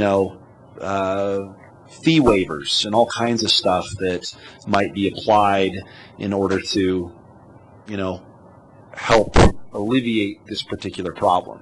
So that's what I'd personally like. I'd like someone on staff to take what the task force has done, answer that question of best practices, so to speak, and then also provide a list of, here are all the potential options that we could do, and then we could talk about it, about what's good, what's bad, what we can stomach, what we can't stomach, and then we can really roll up our sleeves. But I think that I can't talk about this particular recommendation or even the others until I know the answer to those two questions.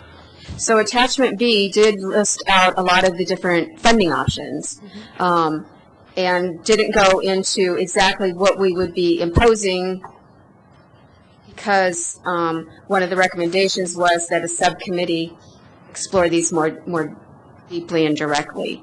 So that may be what you're wanting, that more deep and direct exploration. Councilmember Larson. Did you want to follow up? No. Okay. So a couple of things.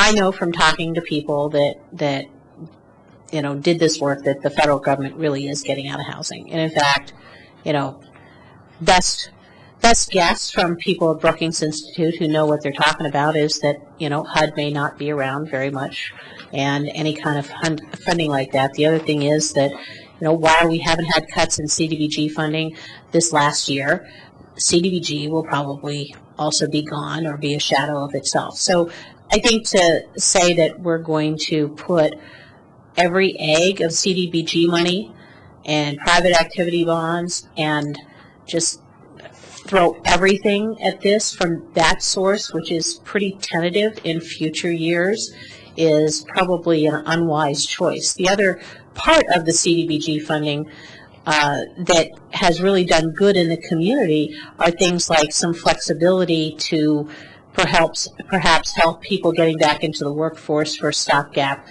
child care payments, which CDBG can be used for, and some other things. To also look at drawing up the fund that the competitive funding that nonprofits who do housing or support services to do facilities upgrades, such as St. Vrain Manor's facilities upgrades, and the Our Center childcare, I think, had some upgrades, and then also some funding that we did with the in-between. To dry all of that up to create new units doesn't allow us to keep all of our units that are currently affordable and pretty much permanently affordable up to date, so that, deferring the maintenance on those units makes it more expensive, and then they still have to go out in the community and raise funds to do that. So I think to, again, make this about face and just throw everything into one budget and not keep some things aside is maybe an unwise step to take. The other thing I do agree with is that the sales tax issue is regressive. And also looking at the possibility and our odds at putting any kind of tax initiative on the ballot and having it pass, especially if, we're going to do the renewal of the street tax this year. Boulder County has flood recovery tax. We still have those fees, and additional rate increases to cover bonding for flood recovery and parks maintenance and all those things. I think that we're going to end up with a tipping point where people can take no more. And the other option to look at is that transfer taxes from very good sources who were around the state doing policy work in the time that was enacted. That's pretty much a no-win. There's almost no possibility. I mean, I think that if we all bought a lottery ticket for Powerball, we'd have a higher chance of winning the Powerball than having the title transfer tax possibility changed in the state constitution. So I'm willing to let go of that option.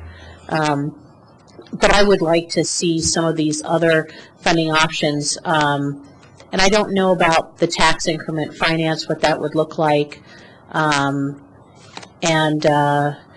occupation head tax, I know that's failed many places too.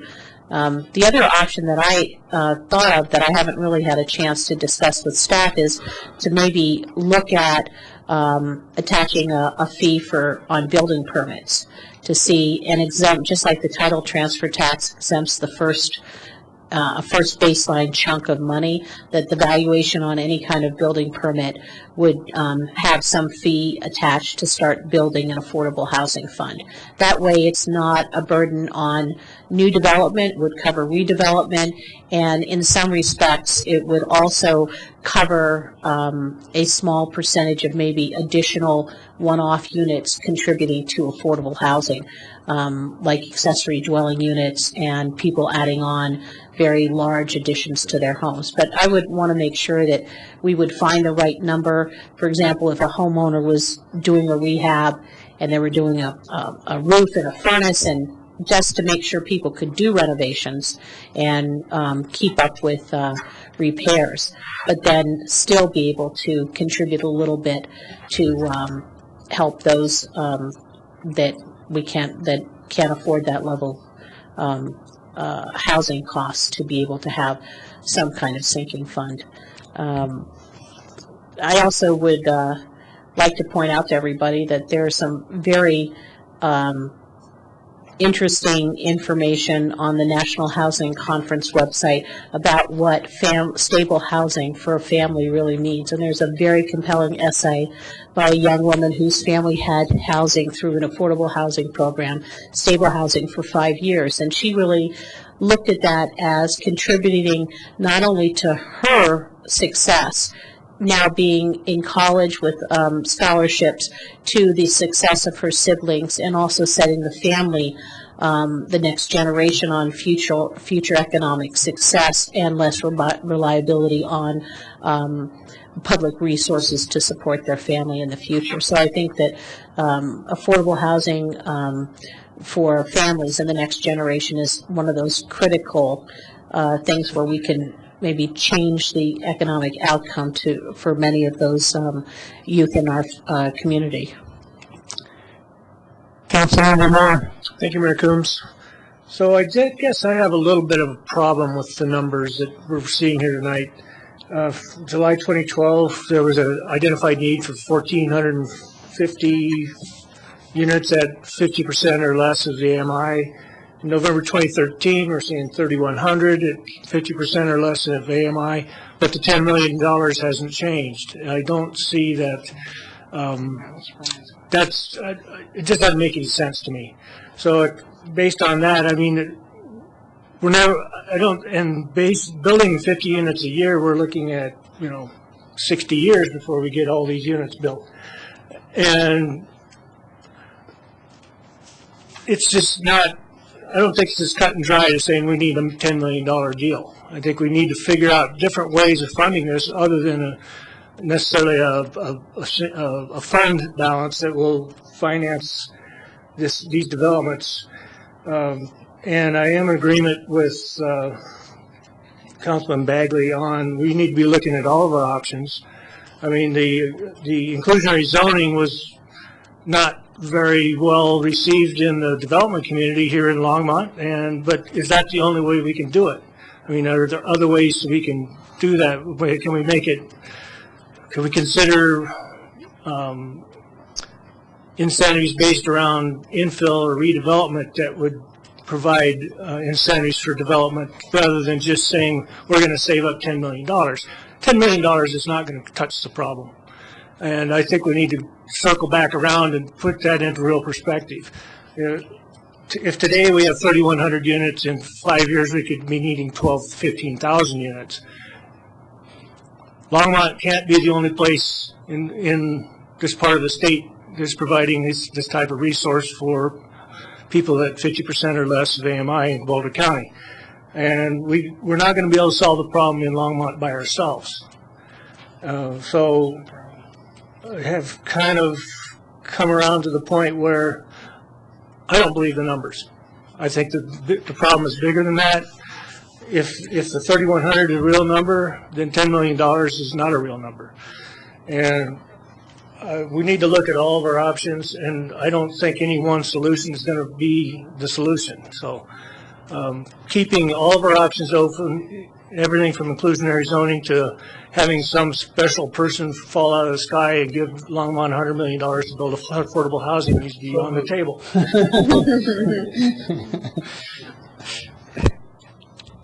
Thank you, Mayor Coombs. Well, I would have to agree with you, Councilmember Moore and Councilmember Bagley. Inclusionary zoning wasn't well received by developers, and it also wasn't well received by those it was supposed to help either.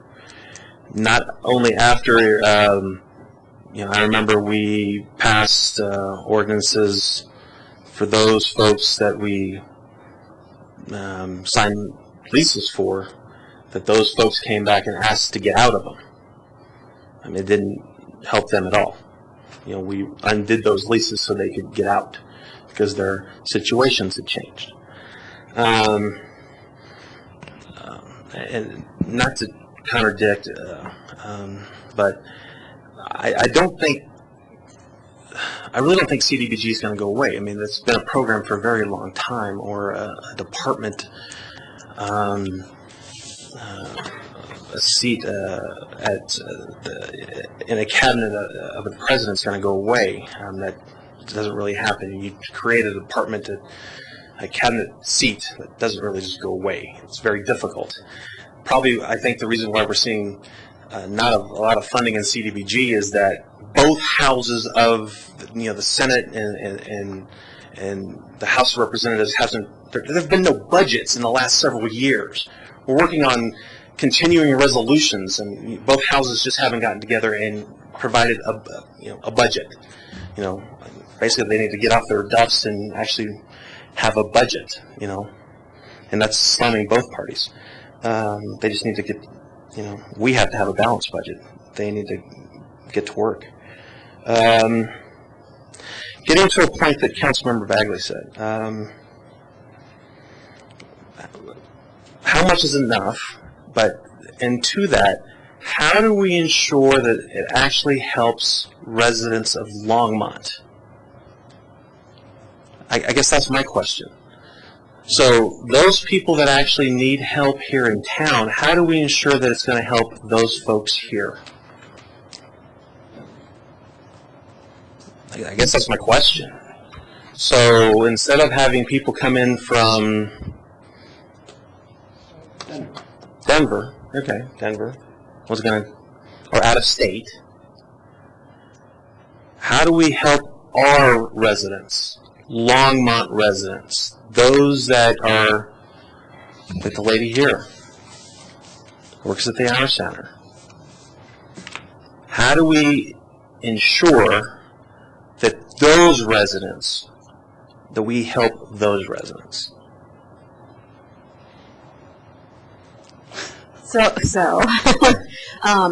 In the past, we have explored whether or not we could put requirements or preferences on housing that we have assisted.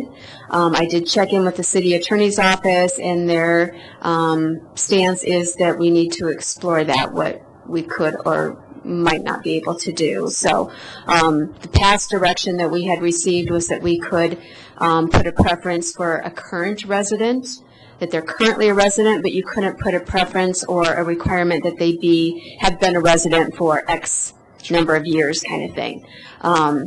So we can explore that for sure with the city attorney's office, and it may also depend on funding sources too, and what the requirements are around that, which may change from program to program or funding source to funding source. But definitely we could take a look at what we might be able to do about that. I will say that Council Member Brown, this was a big issue for him back during the inclusionary zoning days, and every year I would get up and give a presentation on who we were serving with the programs, and the majority of the folks were either a Longmont resident or employed in Longmont.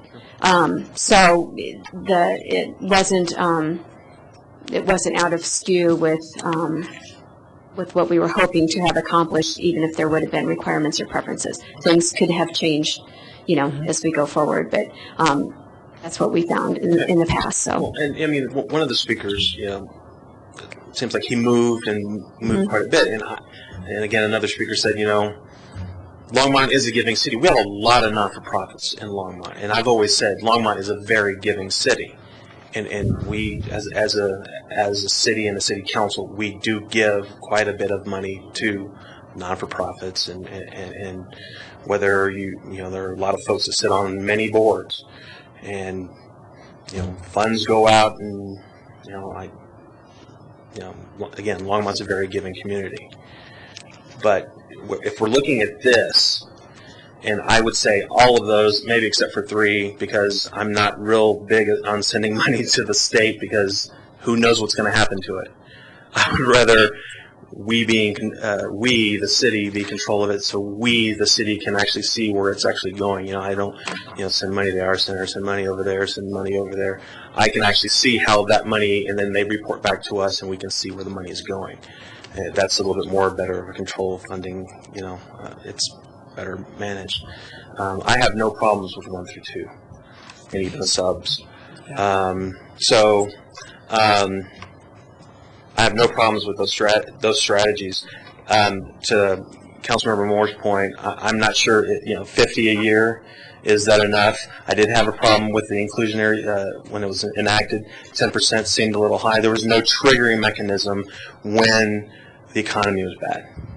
Had there been a trigger mechanism to say when the economy is bad, maybe we reduce it to 5%.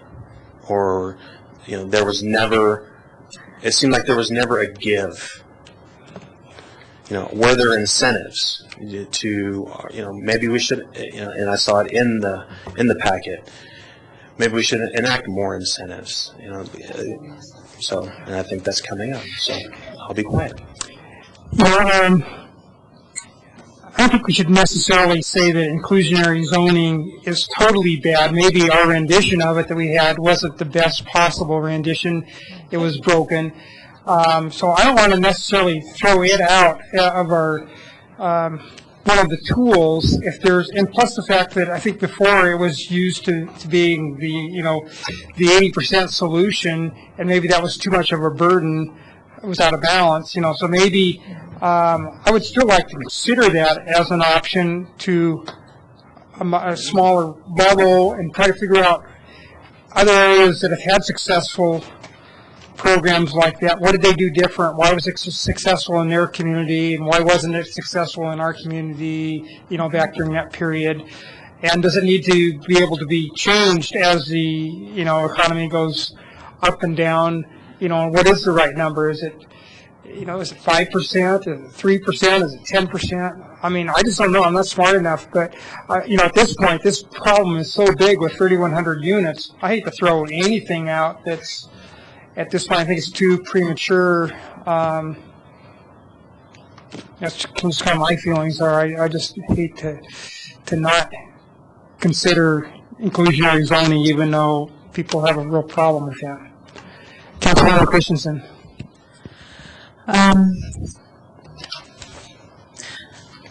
I'd like to just read something to start off from the HUD website, because this is a national problem, as we all know. But we can't fix the nation. We can try to make it better in Longmont.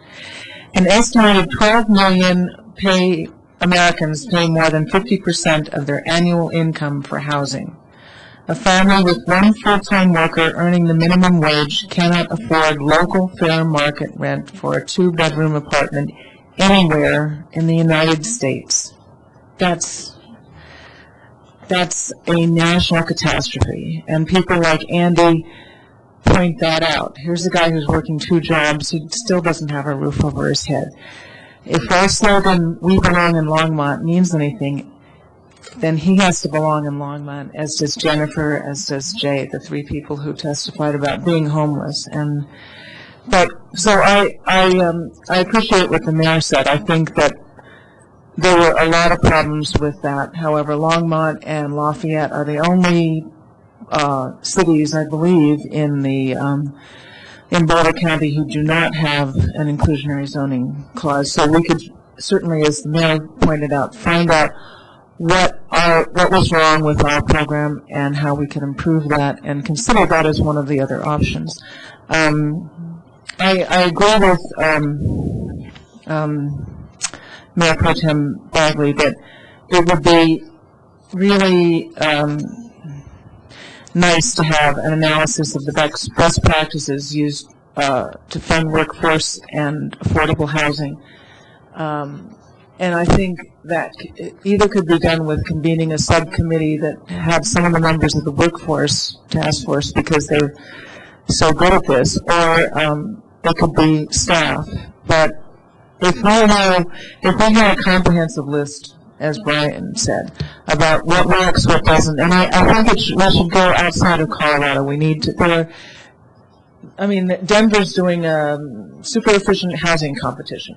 There are places all over here in the state and also all over the country doing very interesting things. And as we're rebuilding the city after the flood, we have the opportunity to consider and to be in the forefront of really interesting, affordable housing, efficient housing that has that's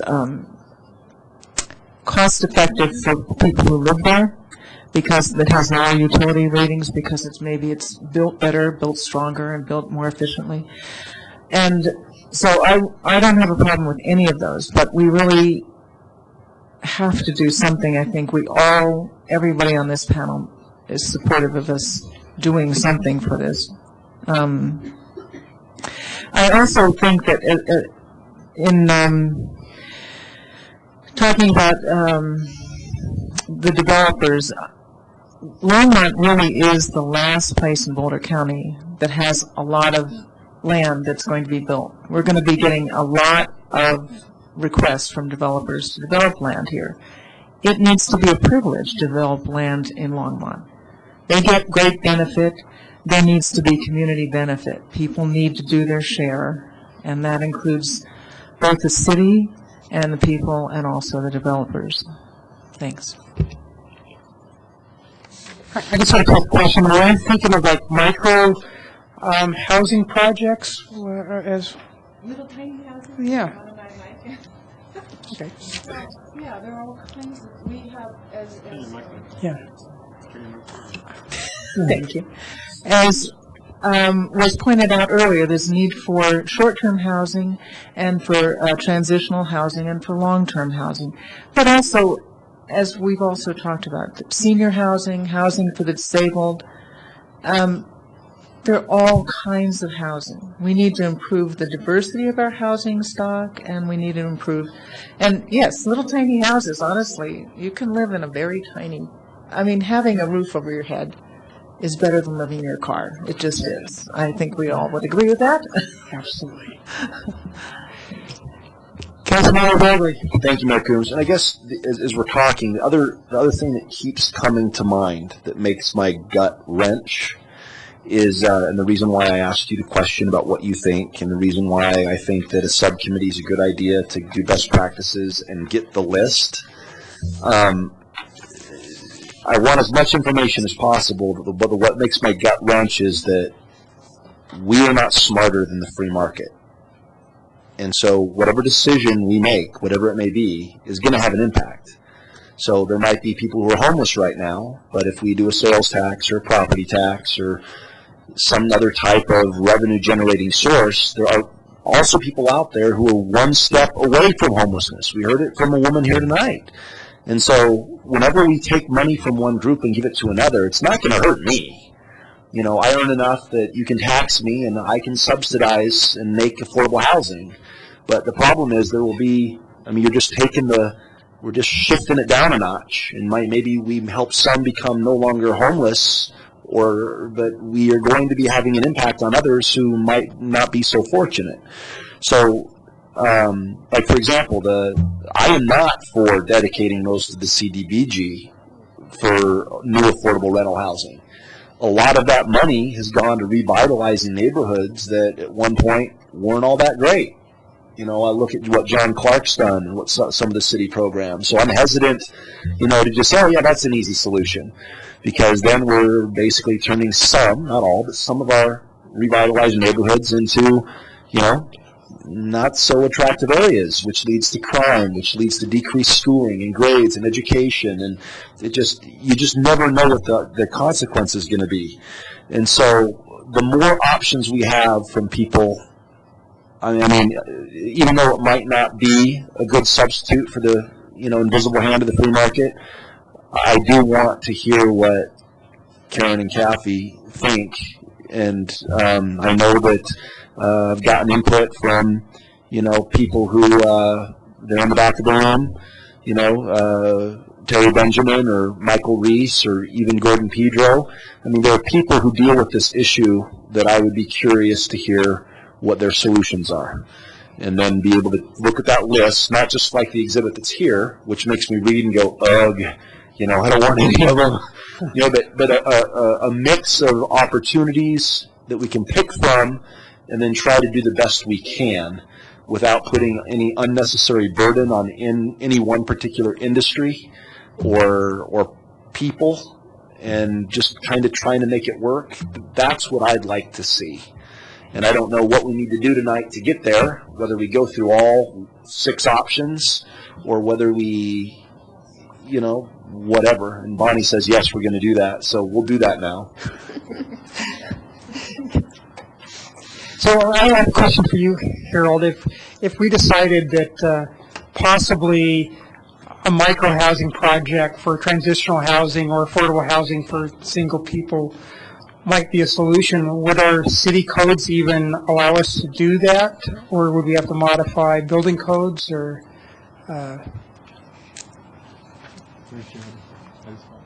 we would definitely have to work that issue, because when you look at the locations and the zoning for those locations, that will come into play also depending on terms of the federal funds that you use. There's also square footage requirements that you have based on the number of people that are living in those locations. So the answer is, depending on the funding sources, you may have square footage requirements that you have to deal with, and then depending on location, you may have code issues to deal with and zoning issues to deal with. And so I think it's one of those that you have to really refine and understand what exactly you're talking about to answer that question more specifically. Thank you, Mayor Coombs. I do appreciate everyone speaking up and letting us know what you think on this. That's what we're here to do. But I would like to go through each one of these things, and then perhaps everyone could summarize their thoughts on all of them so that we can get through the list. Okay. Just say. Councilmember Christensen. Yes, I agree with Bonnie, so let's go do that. All right, then moving on to the rental housing strategies. Number 1, and these aren't in any priority order, but prioritize funding support to new affordable rental units. Again, new construction, acquisition, rehab of market units, production of some kind of new affordable rental units while continuing to fund housing rehab programs is an option. That really focuses on trying to address the shortage of affordable rental units in particular. And second option, prioritize paying down debt, increase funding for rehab for already affordable housing properties to maintain cash flow and solvency so that they are able to continue to exist in the community and to provide housing options. Converting affordable rentals to condos, is this a concern or not? In the past, when the market was good before we had our downside, that was starting to happen, that a lot of rentals or some rentals were starting to consider conversion to condominium for sales, which would mean we'd be losing some market affordable rentals. So again, that's just kind of looking forward. Is this a concern that we want to address or not? Do you want me to go through all the rental housing and then come back, or slide by slide? I guess. Maybe okay. Support the repair renovation of flood damaged rental units with DR funding under the amended action plan. That is something that they have put in. So that is something that that is good. We advocated for that. So that should be a fairly easy support. Prioritize paying down debt for already affordable properties to, again, maintain cash flow and solvency. So along with rehab, also working to, with those properties to help pay down their debt so that as they don't have debt, all of their income they generate then can go to support the units, keep them maintained in good repair, and provide support services. And then conversion of rental units to condos is on twice. One thing that was an option is to require or request first right of refusal to the city that we could then pass on to nonprofits if affordable rentals go up for sale. Is that something that we want to consider or explore? So it would just allow the city to get first notice if something, affordable rentals are going up for sale, that maybe then we could call attention to a nonprofit and help them purchase so that we keep those units affordable. institute a land banking program where you would purchase land that is maybe outside of the city, isn't annexed in yet, or doesn't have utilities. Theoretically, you get a lower price and you hold it until development kind of catches up with the area that it's at, and then sell that when development is ready to occur to nonprofits that could provide affordable housing or private sector developments for affordable housing. Affordable housing development incentives, we do have some incentives now around some density bonuses, fee waivers, fee offsets with the Affordable Housing Fund. Should those be increased? Should there be additional ones included? One thing that I think it is Fort Collins is doing is a fee payment delay incentive, so that when you're doing affordable housing, you don't have to pay your fees until CO, as opposed to paying it at the building permit, which allows them to then be in a better position to make those payments and not have so much outlaid at the very beginning of the development. And then instructing staff to ensure that developers understand those options. So in the past, affordable housing staff actually went to the design review committee meetings, every single one, and presented, what the requirements were, what their options were, what the incentives were, et cetera. Since the repeal of the inclusionary zoning, we have not been doing that because we really don't have a goal for affordable housing. So is that something that we would want to reinstitute? And then do we want to set a specific affordable housing percentage goal, not a mandate, but a goal that staff can then negotiate toward with developers? And some of our Northern Front Range communities do this. They don't have a specific inclusionary zoning ordinance, but they do have a percentage goal that their staff is required to try and negotiate with offsetting incentives, et cetera, to try and achieve those goals. So those are the rental housing options. Thank you, Mayor Coombs. When Councilmember Bagley, when you talk about tweaking the market and what that does, to me, the best way to tweak the market is to get the private sector to do our work. And I think we do that when we offset fees and development fees and things like that. That's something we could do immediately. That's something, the density bonuses, we could increase those. Those are the kinds of things that we can do immediately that I think we should do that may make a big difference. I don't see any of those things that I'm horribly opposed to. I think they're all good things. In number 9, you mean? Can we wait till we're all done? Yeah. Councilmember Ferguson. Thank you, Mayor. I don't understand when we're talking about free market and stuff, why we would buy a piece of property that's not currently developable and hold on to it, taking it off the tax rolls, and wait until such time that it might be developable, and then to, basically it could be that the property is really not worth what the city paid for it at that point, or the value, we're not going to recoup the value. So I'd like to examine that aspect a little, one item a little more closely, to look at, if you hold it for 10 years, does the land automatically become more valuable because land resources are more scarce after 10 years? I don't know. I'd like to see some longitudinal information. I know that there are, National Housing Conference has 5 or 6 cities that are have a great record of current best practices in the field, and I know that one of them, or a couple of them, absolutely require for any development or redevelopment public-private partnerships, that it is strongly suggested that any fee waivers or any variances or anything are tied to a certain level of percentage of affordable housing being provided. And those go, and the type of incentives vary with how much housing is being offered. So I would like to consider those fee waivers and such. However, I would want it to tie it to increasing numbers of percentages in a project, number one, and number two, really make sure that that housing has that long-term affordability. The idea of having, I would also like to see, and I think you did provide us with information about which multifamily units are nearing the end of their affordability, such as perhaps the Stonehenge development, I think, is pretty close, isn't it?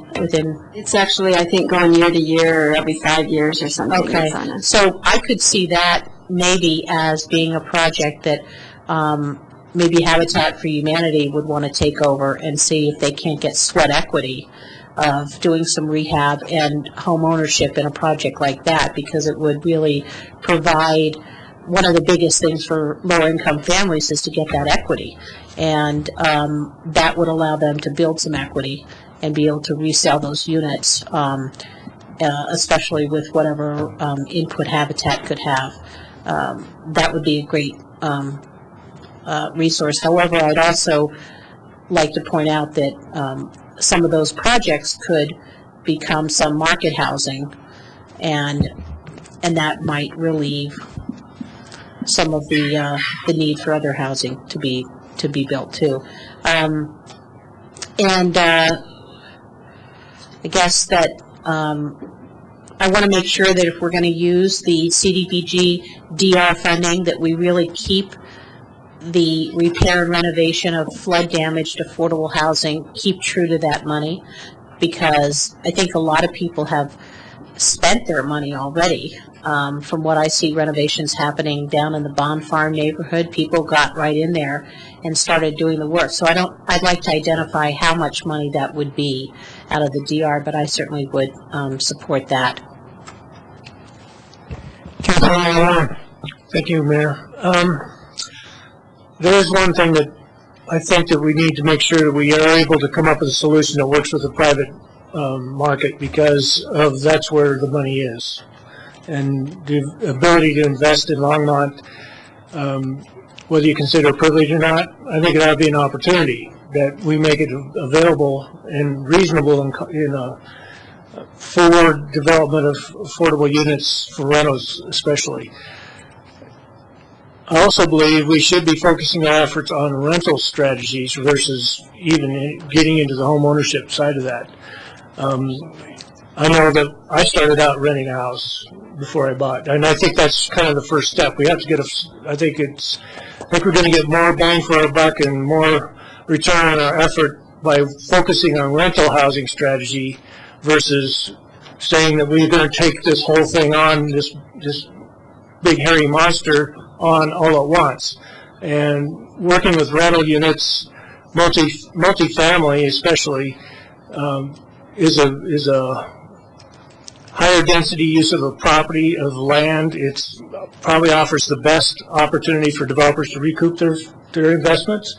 And working with strategy from the city to provide incentives to get a certain percentage of that to be in this price point is probably the quickest way for us to get any affordable housing built. So my preference would be to focus on rental housing.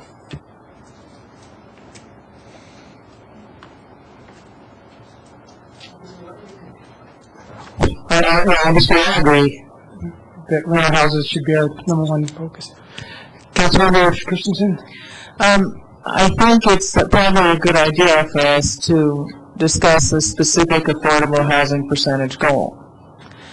Or else we can, because otherwise we don't know what we're working for. But we could do that if we get this analysis of what other people have done. What is typical within Colorado State, because that's where we live. What have other communities done? What is their goal? Is it 20%? Is it 10%? Is it 15%? You know, you never get anywhere unless you set a goal and work toward that. So, another thing I have to consider is, we're building this mall, and the people that are going to be living there and working there are going to be making $12 to $15 an hour out of those jobs. They're going to need places to live, and we need places for these people in neighborhoods. All right, Councilmember Santos. Oh, Mayor, and some of those people actually already live here. Yeah, So that's true. it's not people that are actually moving in, they actually live here currently. So. Well, I know personally that a lot of employees do live in Erie and Firestone because it's cheaper. Yeah, it's expensive. Yeah. Yeah, I also have further questions for you on this continuous presentation.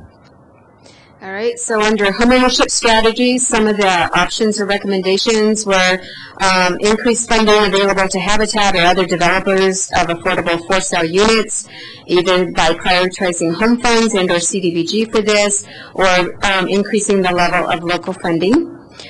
Increase annual set-aside of CDBG funding for owner-occupied housing rehabilitation or maintain existing program levels, so not to forget about the rehab and the maintenance of existing.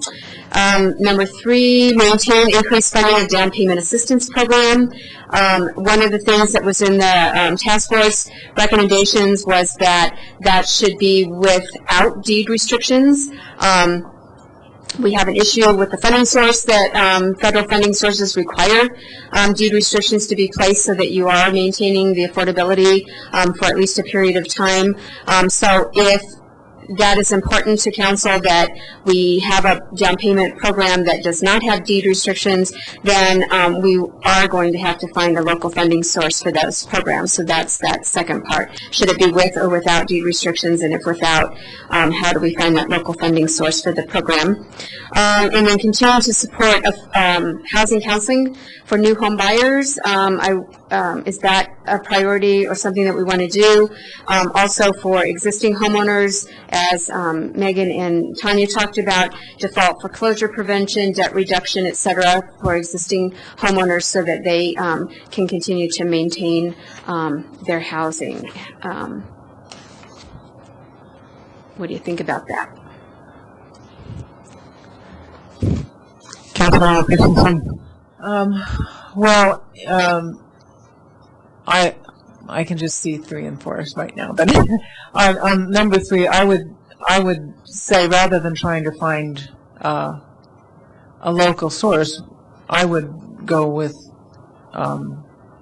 just maintaining deed restrictions.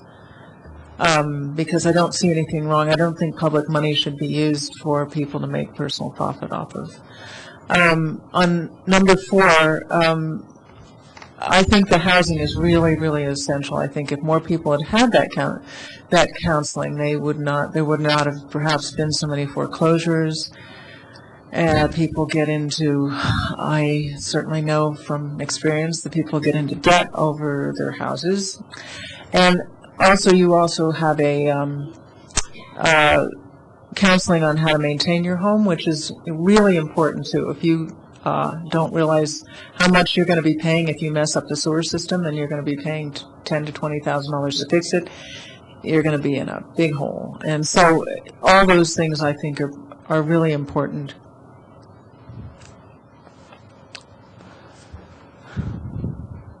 Councilmember Larson. Thank you, Mayor. I think that the work the city has done with CDBG funding to do rehabilitation has been especially important in the older neighborhoods, and especially for seniors who, they paid off their homes, but they don't have a large sinking fund to do repairs. And I've had some personal experience with this summer with a neighbor who's been trying to age in place and has had some significant challenges.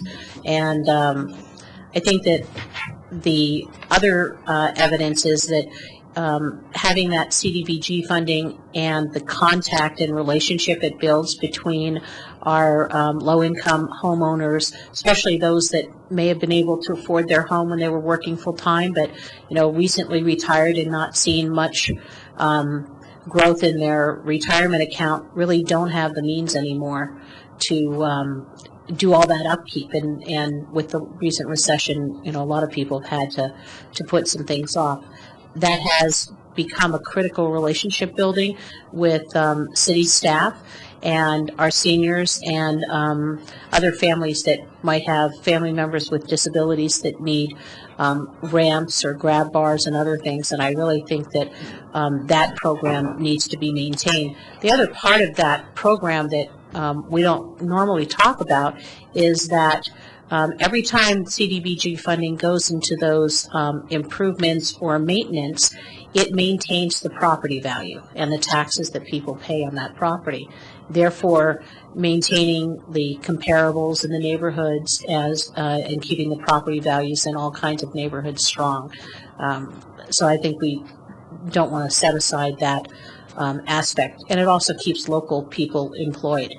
I think that it might be a challenge for us to find a way with Habitat for Humanity having a certain model to figure out how we would rework the home funds to collaborate with Habitat. I just would like to hear how their programs, it may not be workable with them, but I don't know if there isn't a partner out there that might be new or an existing partner that would expand into that area.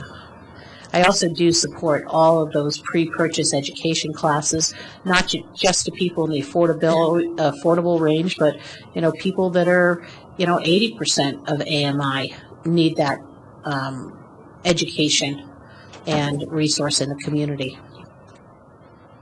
Councilman Santos. Thank you, Mayor Coombs. I do like the strategies. I'm not real big on the deed restrictions, though. I do have one question, and I didn't see it in here, and if I did, I missed it. I've always thought this was very strange. Is there a way? Is there a group that purchases foreclosed homes that rehabilitates them, that can make them affordable? I've talked to Habitat about it. I said, no, we'd rather build,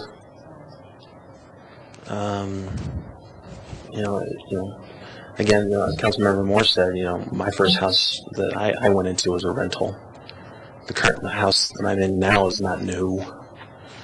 Has that been thought of as a strategy to, find a foreclosed home, purchase it,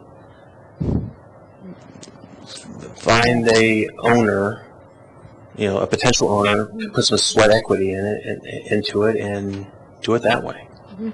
So, Mayor Coombs and Councilmember Santos, that was the premise of the Neighborhood Stabilization Program that had funded quite significantly the past several years. Longmont did not qualify for that. We did not have enough foreclosed homes to qualify. And I think what we found, and I don't know if Deanna's still here or not, but I think what we found was that private sector developers or investors really took care of our foreclosure units. They were absorbed fairly well and quickly converted to rentals during that time period, and seem to still be being held as rentals, which makes some sense with the rental market the way it is now. We did not have any formal group that ever came forward that was interested in doing that or was seeking funding or anything. And we had talked, I think, with Habitat also about that as a potential, and their model at that point in time didn't work as well to do rehab for their sweat equity. Now with all the work they're doing with the flood recovery, they may be changing their model quite a bit because they're getting much more into that. So that may be something for the future, but... Yeah, I drove by a home today that is for sale, and it's been on the market for some time now. It needs a lot of work. Mm-hmm. It's in an older neighborhood. These are well-established neighborhoods, but it's an older neighborhood. It does need work, and it's just a thought, I don't know what it's going for. But it's a neighborhood. It's close to one of the high schools. It's a good neighborhood. It's just a thought. Thank you, Mayor Coombs. I was, as I'm sitting here, just Donna, maybe we're thinking about this all the wrong way. And so the question, I have another question. That question is, what can we afford? And so the first section of tonight's meeting was on all these 1, 2, 3s, and 4s that we have as a city. So the question becomes, we're talking about funding something that is a 5 because it's not on our current list. I mean, it is to an extent with what we're currently funding, but right now, if we're talking about how are we going to raise the money, what we're really talking about is this is not as big a priority as whatever the 4s were or the 3s were. And so maybe the question is asking our city staff, first of all, deciding policy-wise if this is something we should be doing. And if it is, then the question becomes, how much can you carve out of the budget? I mean, we're talking about this budget reset of having 2.5 to 3 million now at this point. That number was, we started at 3 million. Last budget cycle, we moved to 2.5. Based on the proposed budget, it's going to be in the neighborhood of 1.7. Okay, so maybe the real question is, where do we cut out of the budget? We wouldn't have to raise any taxes or do anything. We just get rid of things that we've already just luckily determined were not that important because they're 3s and 4s. And then we say, this is more important than those, so fund this and not those. And then if we need more money, then the question becomes, all right, how much more can you cut? And tell us where it comes from, and we just go from there. Anyway, so that would be another question. How much money can you guys come up with on staff to contribute or put towards affordable housing in such a way that it doesn't require any additional tax increases? And maybe the answer is 0, and maybe the answer is, 42.5 million. Would be awesome. just wonder. I'm a little confused on the continued support for housing counselors, counseling for new home buyers. It seems like the lenders now are so stringent, and it's so difficult to even borrow money to buy a house unless it's subsidized down payment from government. That if you can jump through those hoops just to get a loan, why would you need a lot of counseling support? I mean, maybe I'm just not understanding that. So, Mayor Coombs and Council, I think what has occurred is that now the counseling is stepping further down and helping people at even lower levels prepare for home ownership. So repairing credit if they've gone through a foreclosure, so that they can get back into home ownership. As Tanya or Megan, one of them, had indicated, preparing renters for home ownership and working with them even on how to be good renters. There's a lot of folks that don't know how to take care of and maintain housing or what they're supposed to do. So it really works with folks at even a lower level to bring them up to even prepare them for home ownership. And then, as somebody alluded to, the home ownership training that they go through, that you have to maintain. You're going to have to set aside funds for maintenance. You're going to have to have savings and ensuring and helping them understand budgeting, etc. Yeah, there's a whole level of folks that can make it through the process and qualify, and there's a whole other level of folks that don't have a clue and really need help getting through that. Okay. Thank you.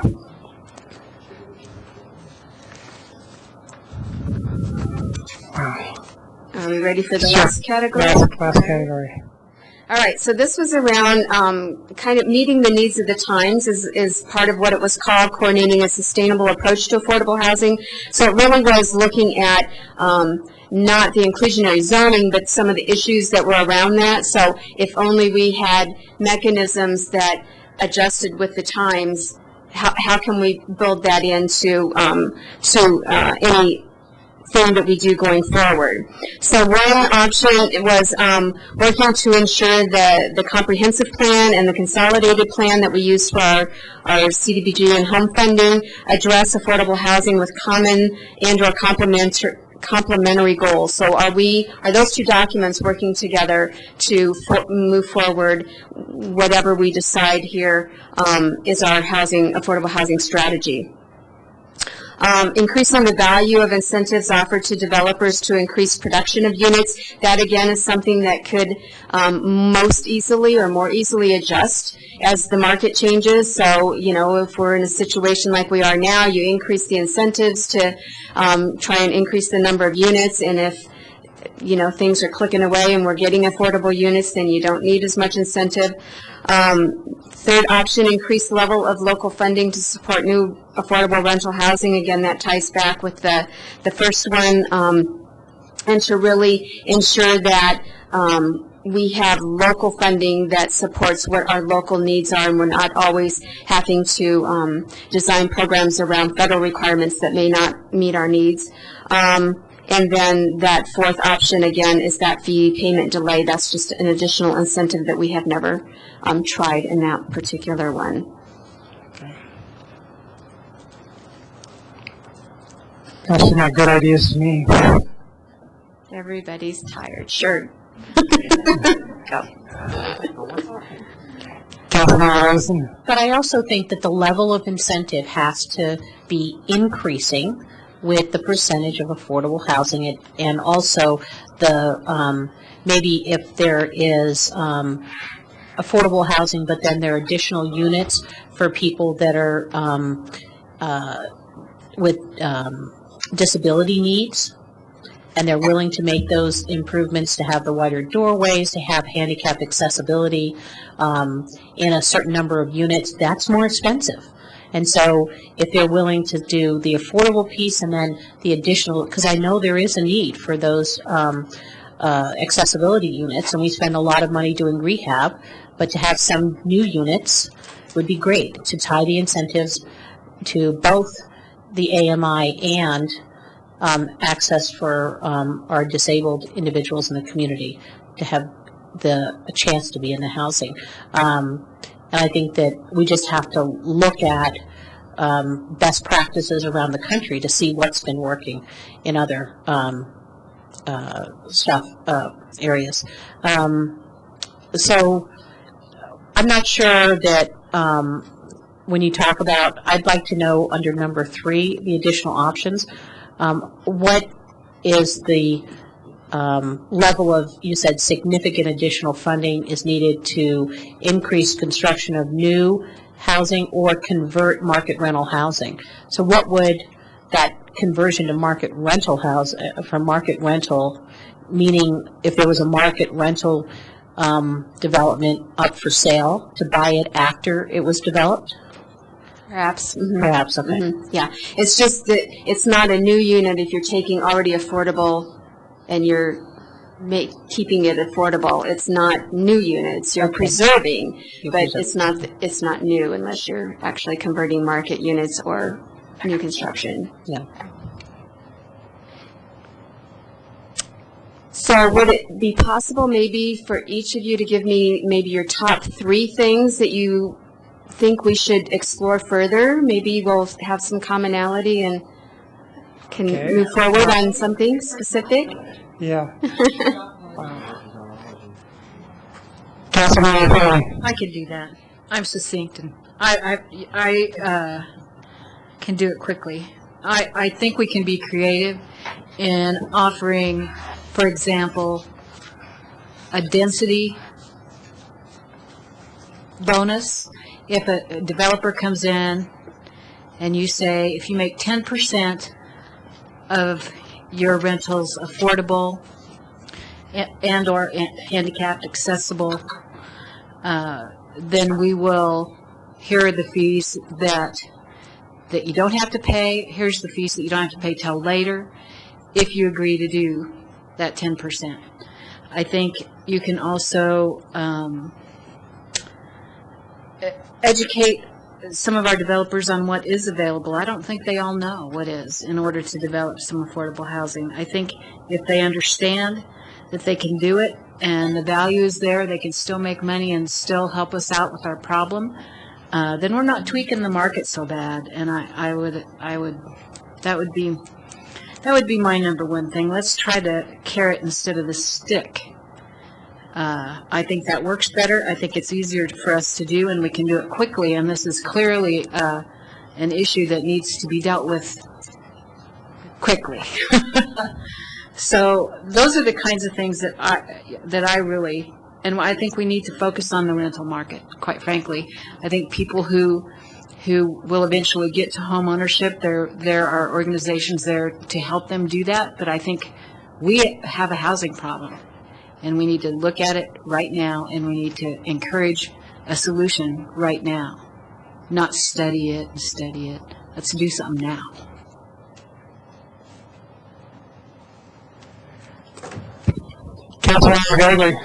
Thank you, Mayor Combs. So you don't want these in the forms of the motion. So these are the three things I'd like to see. First and foremost, we have limited funds, so I want to focus biggest bang for the buck. I'm assuming that would mean rental, but I'm not the expert. So I think that since we have limited funds, we should focus on where we can help the most amount of people with those limited funds. I also think it would be helpful to establish some type of, to look at affordable housing, best practices, suggestions based on your gut or your expertise or whatever, to determine either a percentage or at least a fixed dollar target. I know that the Housing Task Force suggested $1 million and $10 million, but I'd like to know if, based on your expertise, Kathy, what would that number be? Is that accurate or not? The next, I would like a simple yet comprehensive list of options as to how we would pay for this without raising taxes or removing help or opportunity from those currently at risk. If that makes sense. That's what I'd like to see before I, really dive into the next step. Thanks. Councilman Santos. Thank you, Mayor Combs. Well, the overall question is, how do we pay? So, don't like mandates. I like incentives. I think we all are in agreement. The rental market is probably the most important market we need to look at. Even when we rolled back the inclusionary zoning ordinance, the council at the time still was in agreement. The down payment assistance was very important, and I still agree with that. And for me, this, whether it's workforce housing, affordable housing, transitional housing, it all needs to be looked at overall. So whether we need to have another staff, as long as, not staff driven, but if we need to coalesce another broad-based group, there were members of the work of this task force that I'll never do this again. 17, 18 months was way too much. But, if there's a way to, get some of those folks back engaged, shorter time period, and try to hammer some of this out. Trying to pay for this is going to be tough. But that wasn't me. I believe some of this is doable. Some of it's not so much. But I think some of this is doable. So. I guess I agree with density bonuses and fee waivers and fee delays and anything you can incentivize. I like the carrot approach.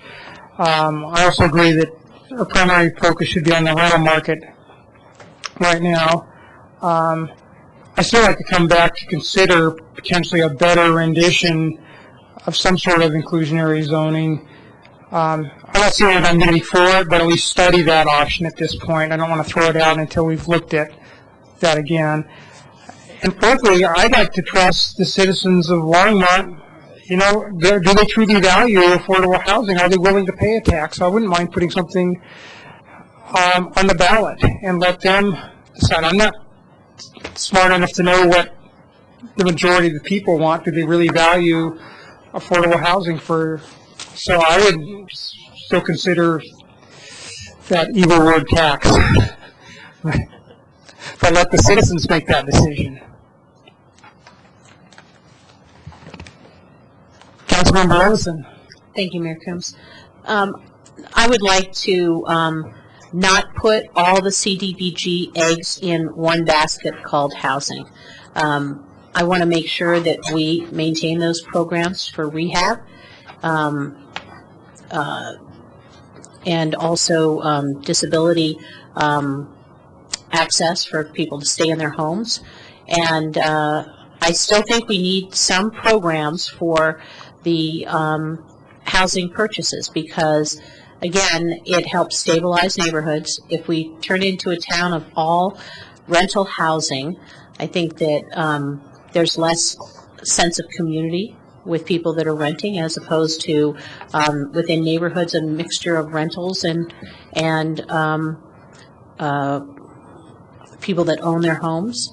I think we actually need to be pretty hardball when we're looking at these incentives and density bonuses to ensure that at the amount of money that we are giving for waivers, we are actually getting better numbers than we could have otherwise. Because it's, while the waivers by some might be considered kind of free money that we collect and that we don't render services for, we absolutely render services for those waivers. And we have to pay staff still. So it's not as if when you waive a certain percentage of the permit fees that staff isn't still having to do those work. And if you have density bonuses, then there could be additional work with the additional density. So we need to not overlook the fact that just because we're not collecting a fee doesn't mean the work isn't still getting done, and that we are actually then matching, leveraging that fee twice. I think we need to see if there aren't some other creative ways to do financing. I don't see anything in here about working with the Colorado CHAFA, the Colorado Affordable Housing people, to see what might be out there in the state that we have not explored other options too.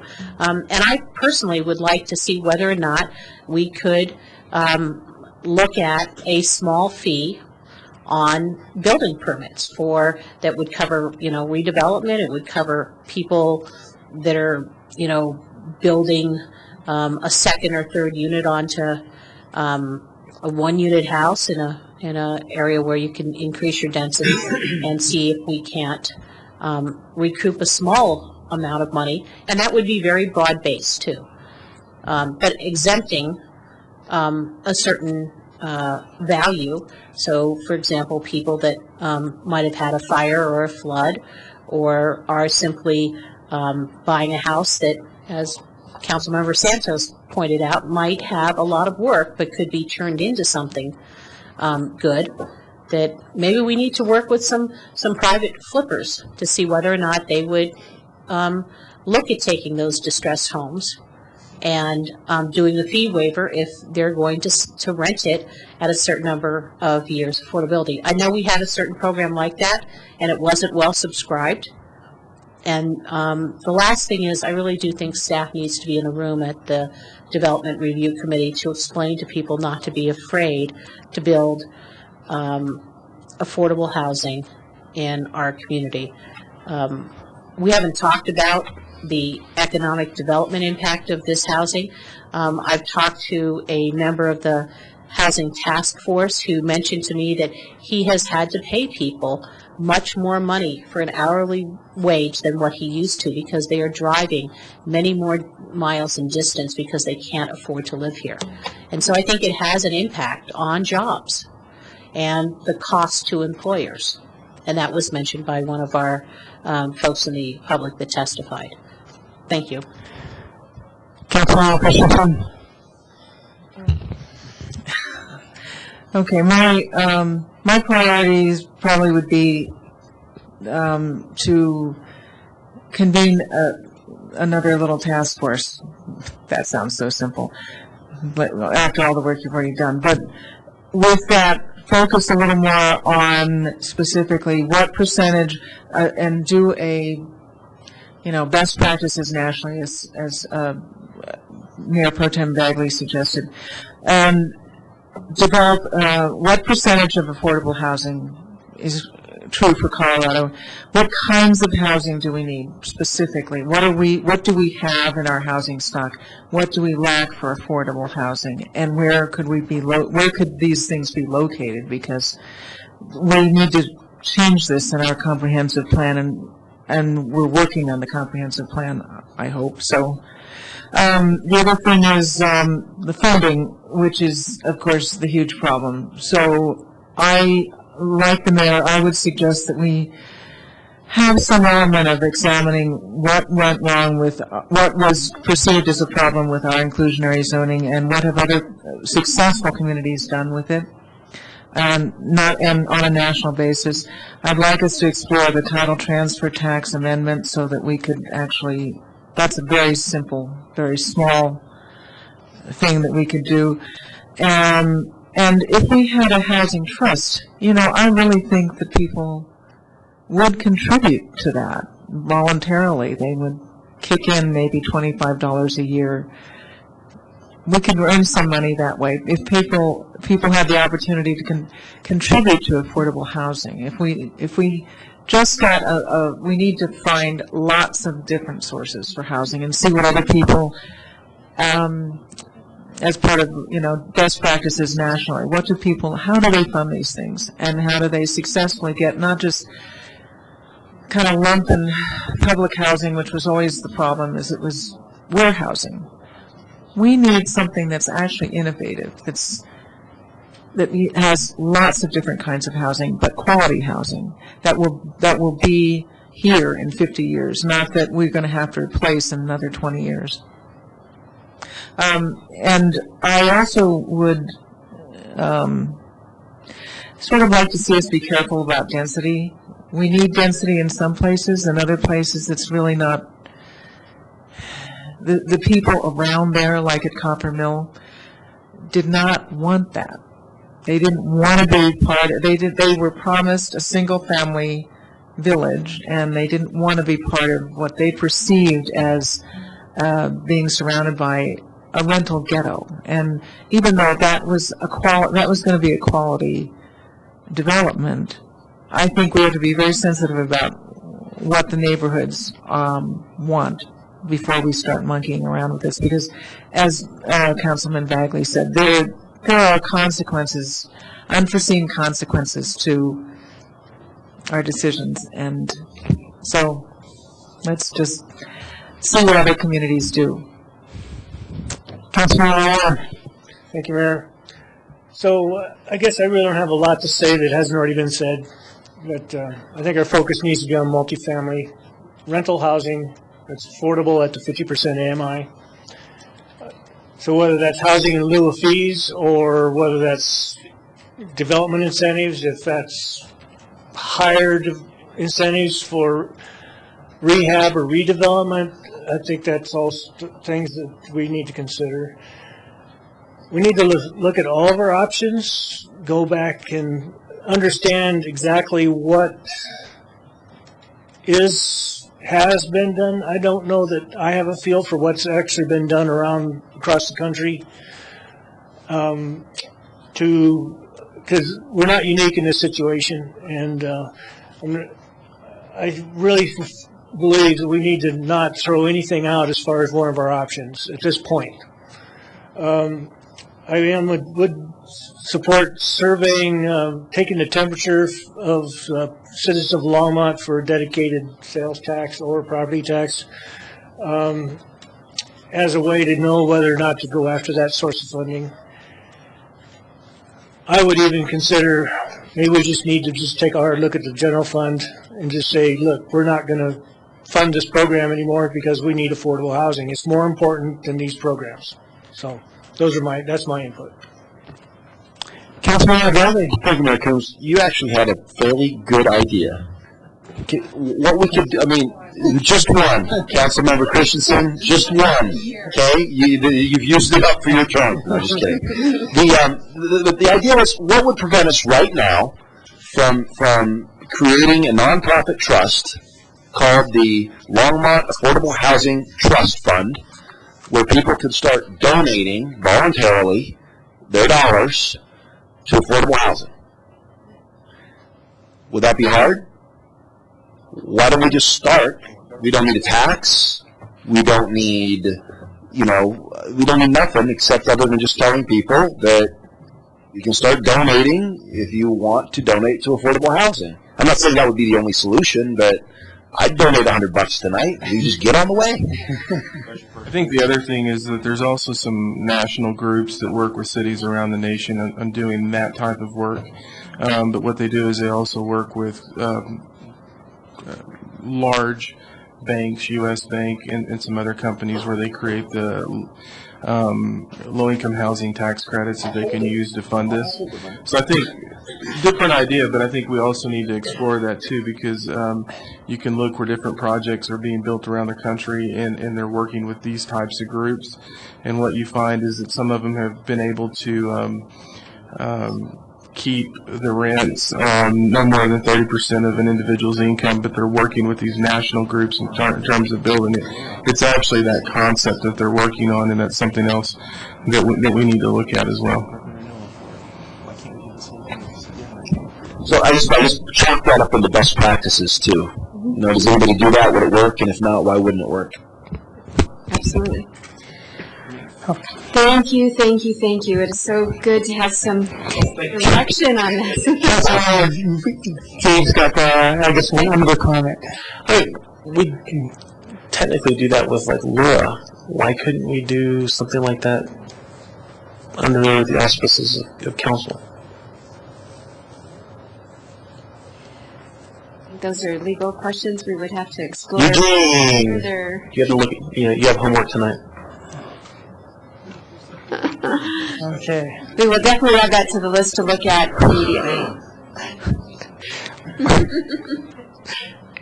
Well, I didn't do the guys go through. Yeah, real difficult. Yeah. Good luck with that. Thank you. Oh, yeah. Yes. Thank you. Thank you.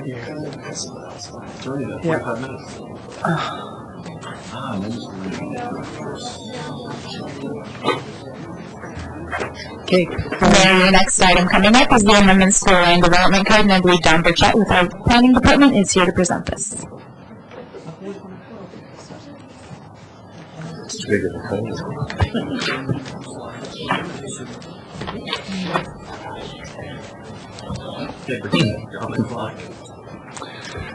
Good evening. Don Burchett with Planning Development Services. With me tonight, I have Brian Schumacher in the audience, Dan Kramer, and then Phil Greenhold. We have some presentations for you tonight in each of the sections that we were going to talk about tonight, but we would like to make the offer, if you would like, that we could just talk about some of your questions, and we could reserve our presentations for the second reading if that would be of help to the council in getting through your through your items tonight. So we would throw that out, but we're more than happy to do some quick presentations as well, just to give you an overview and then answer any specific questions. So I don't know if you have a preference. Two elephants tonight. So how would the presentations be? 20 minutes? 30? Total on the presentations, I think we're talking maybe like 15 minutes at the most, 5 at the max each. I move that we wait till next time to talk about this because we've already had two big topics of discussion and it's 10:20. Yeah, two elephants. That's all I can handle. So could we put it to a date, like another study session? When is our discussion?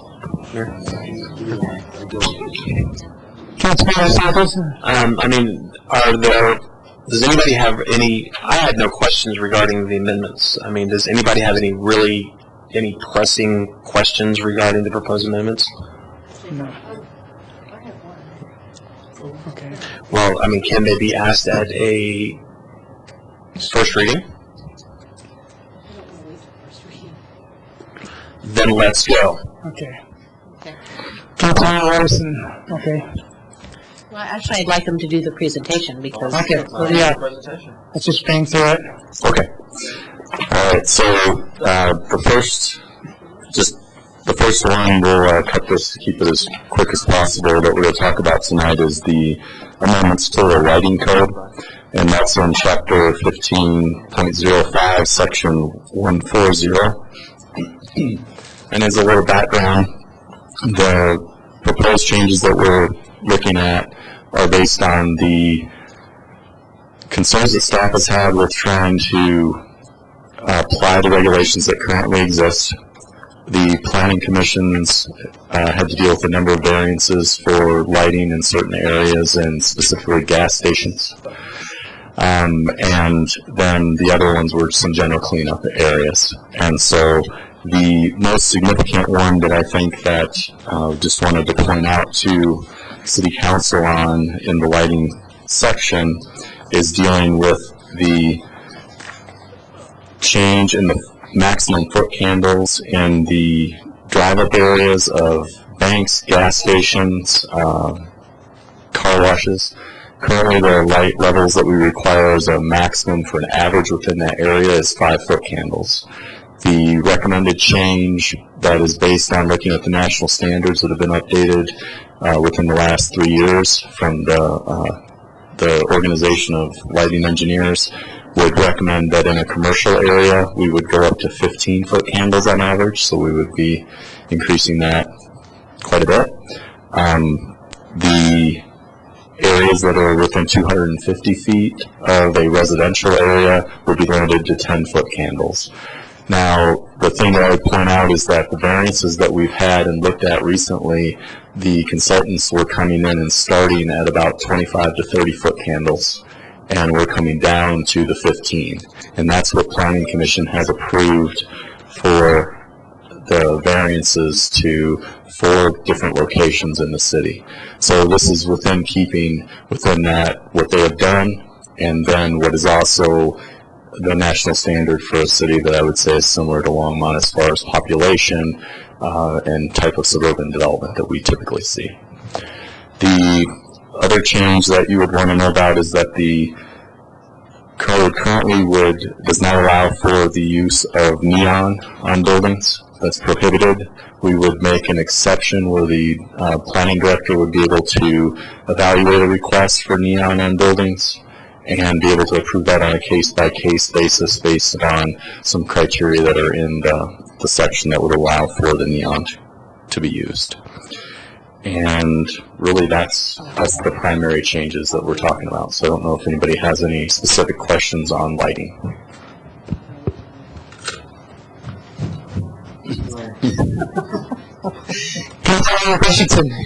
Hi. I'm wondering if there have been any discussions about adopting some consideration of light pollution regulation like Loveland has? So the main thing I think to keep, I would say that the answer to that question is we already have those in our code. Okay. I think that's the simple answer. Okay. Do we need additional regulations? I don't think we do. If we enforce and use what we have, we will achieve those results. Okay. Okay, thank you. Thank you. So, so what would you be looking at as far as neon? Because are we looking at buildings from the 50s or the 40s that would have had neon? Are we looking for buildings that might be built to look like that, or specific type businesses that use neon? I mean, I imagine if it's a company that sells neon lighting, right, that you would have neon for their sign, perhaps. But I don't know what you're looking at for that type of regulation. And would it be in all zones? So the way that it's currently written, it could be in any zone. And the request would be made specifically to the development services manager during the review of the project. So an example could be that a restaurant wants to use it to highlight portions of their roof, as an example. So what we would require them to do is turn in the drawings that would show what that would look like. They may have done it in another city, but we can actually go out and actually get pictures of and see what it would look like. And we can make a determination. Is it something that kind of fits in with the character of the area? Is it fit in with the design? Is it an appropriate use of it? Or is it truly got off the gaudy, I guess? And the decision of the planning director then would also be appealable from that point to the Planning and Zoning Commission. So if it were denied and they felt that, they still wanted to go through that step of appealing it, they could ask Planning and Zoning Commission to review that as well. We've had requests in the past.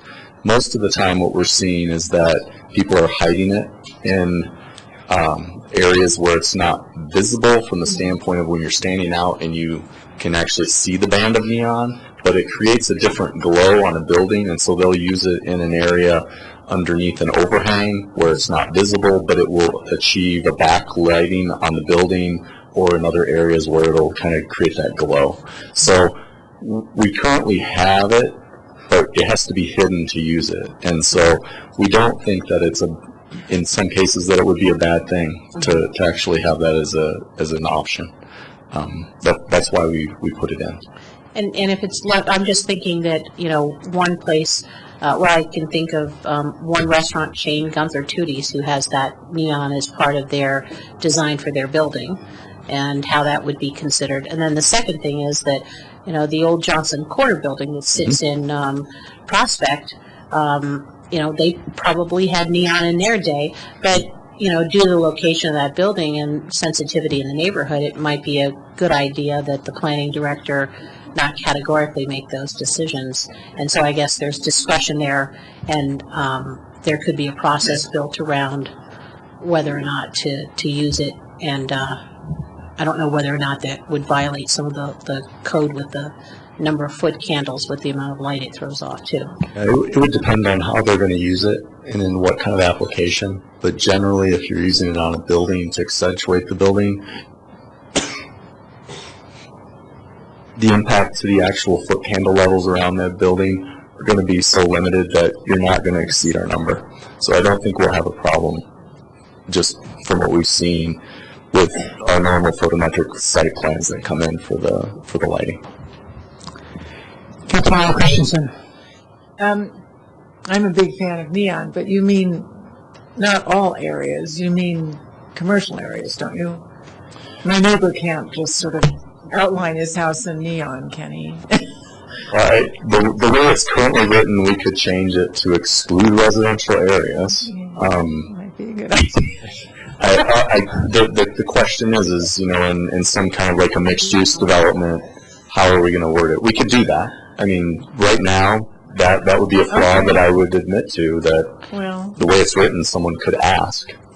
But I think you would have to justify it.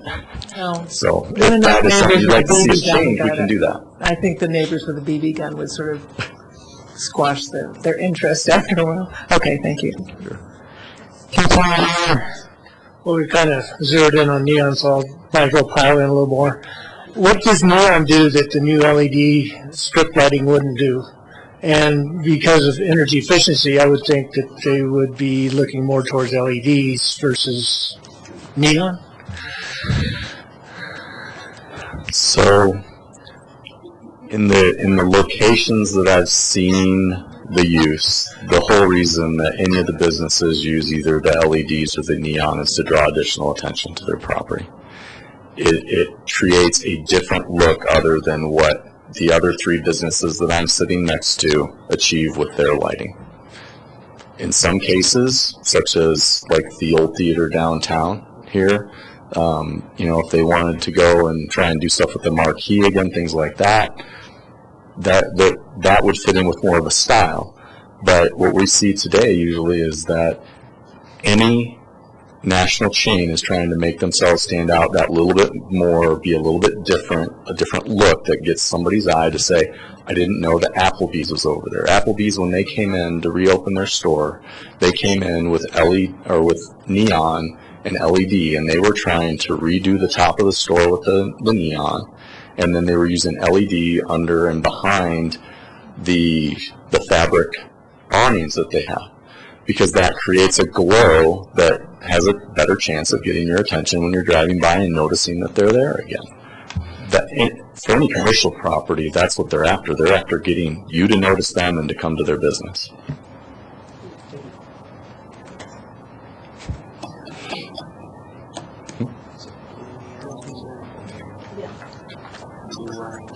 All right, so I think I'm done, and we can bring back that change on residential if you would like. No? Maybe? Yes? All right, I've seen some yes, some no's. Okay, we can do it. Go ahead.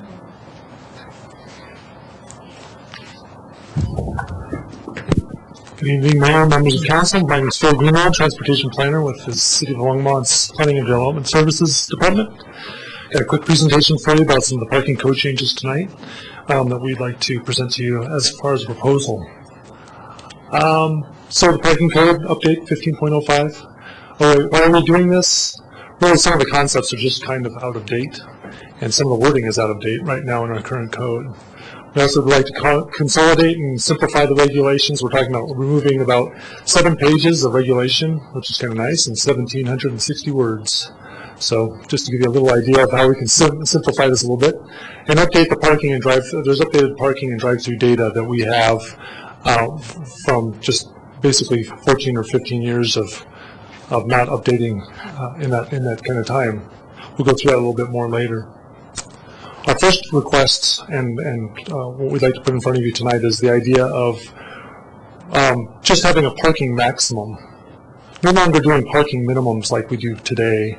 Right now we kind of bracket it, and you'll see this in a later slide, but the minimum standards, quite frankly, are rarely used for non-residential. And when they are, it's because sometimes we have redevelopment opportunities, and folks can't meet the minimums, so then we kind of run into that problem as well with our code. So this maximum will get rid of some of those issues. It's also based on a market need for businesses, so we really are putting those considerations and those decisions in the hands of the businesses to tell us how much parking they need. They typically know what they need, and they want to build it to have to make their business viable. It also promotes parking efficiency, and one thing that the Planning and Zoning Commission had that you'll see in your packet tonight, one issue that they saw, that they were really worried that if there were no parking minimums, then there might be impacts to adjacent neighborhoods, and so they had us kind of strengthen the wording on that in the regulation. So that's in your packet as well.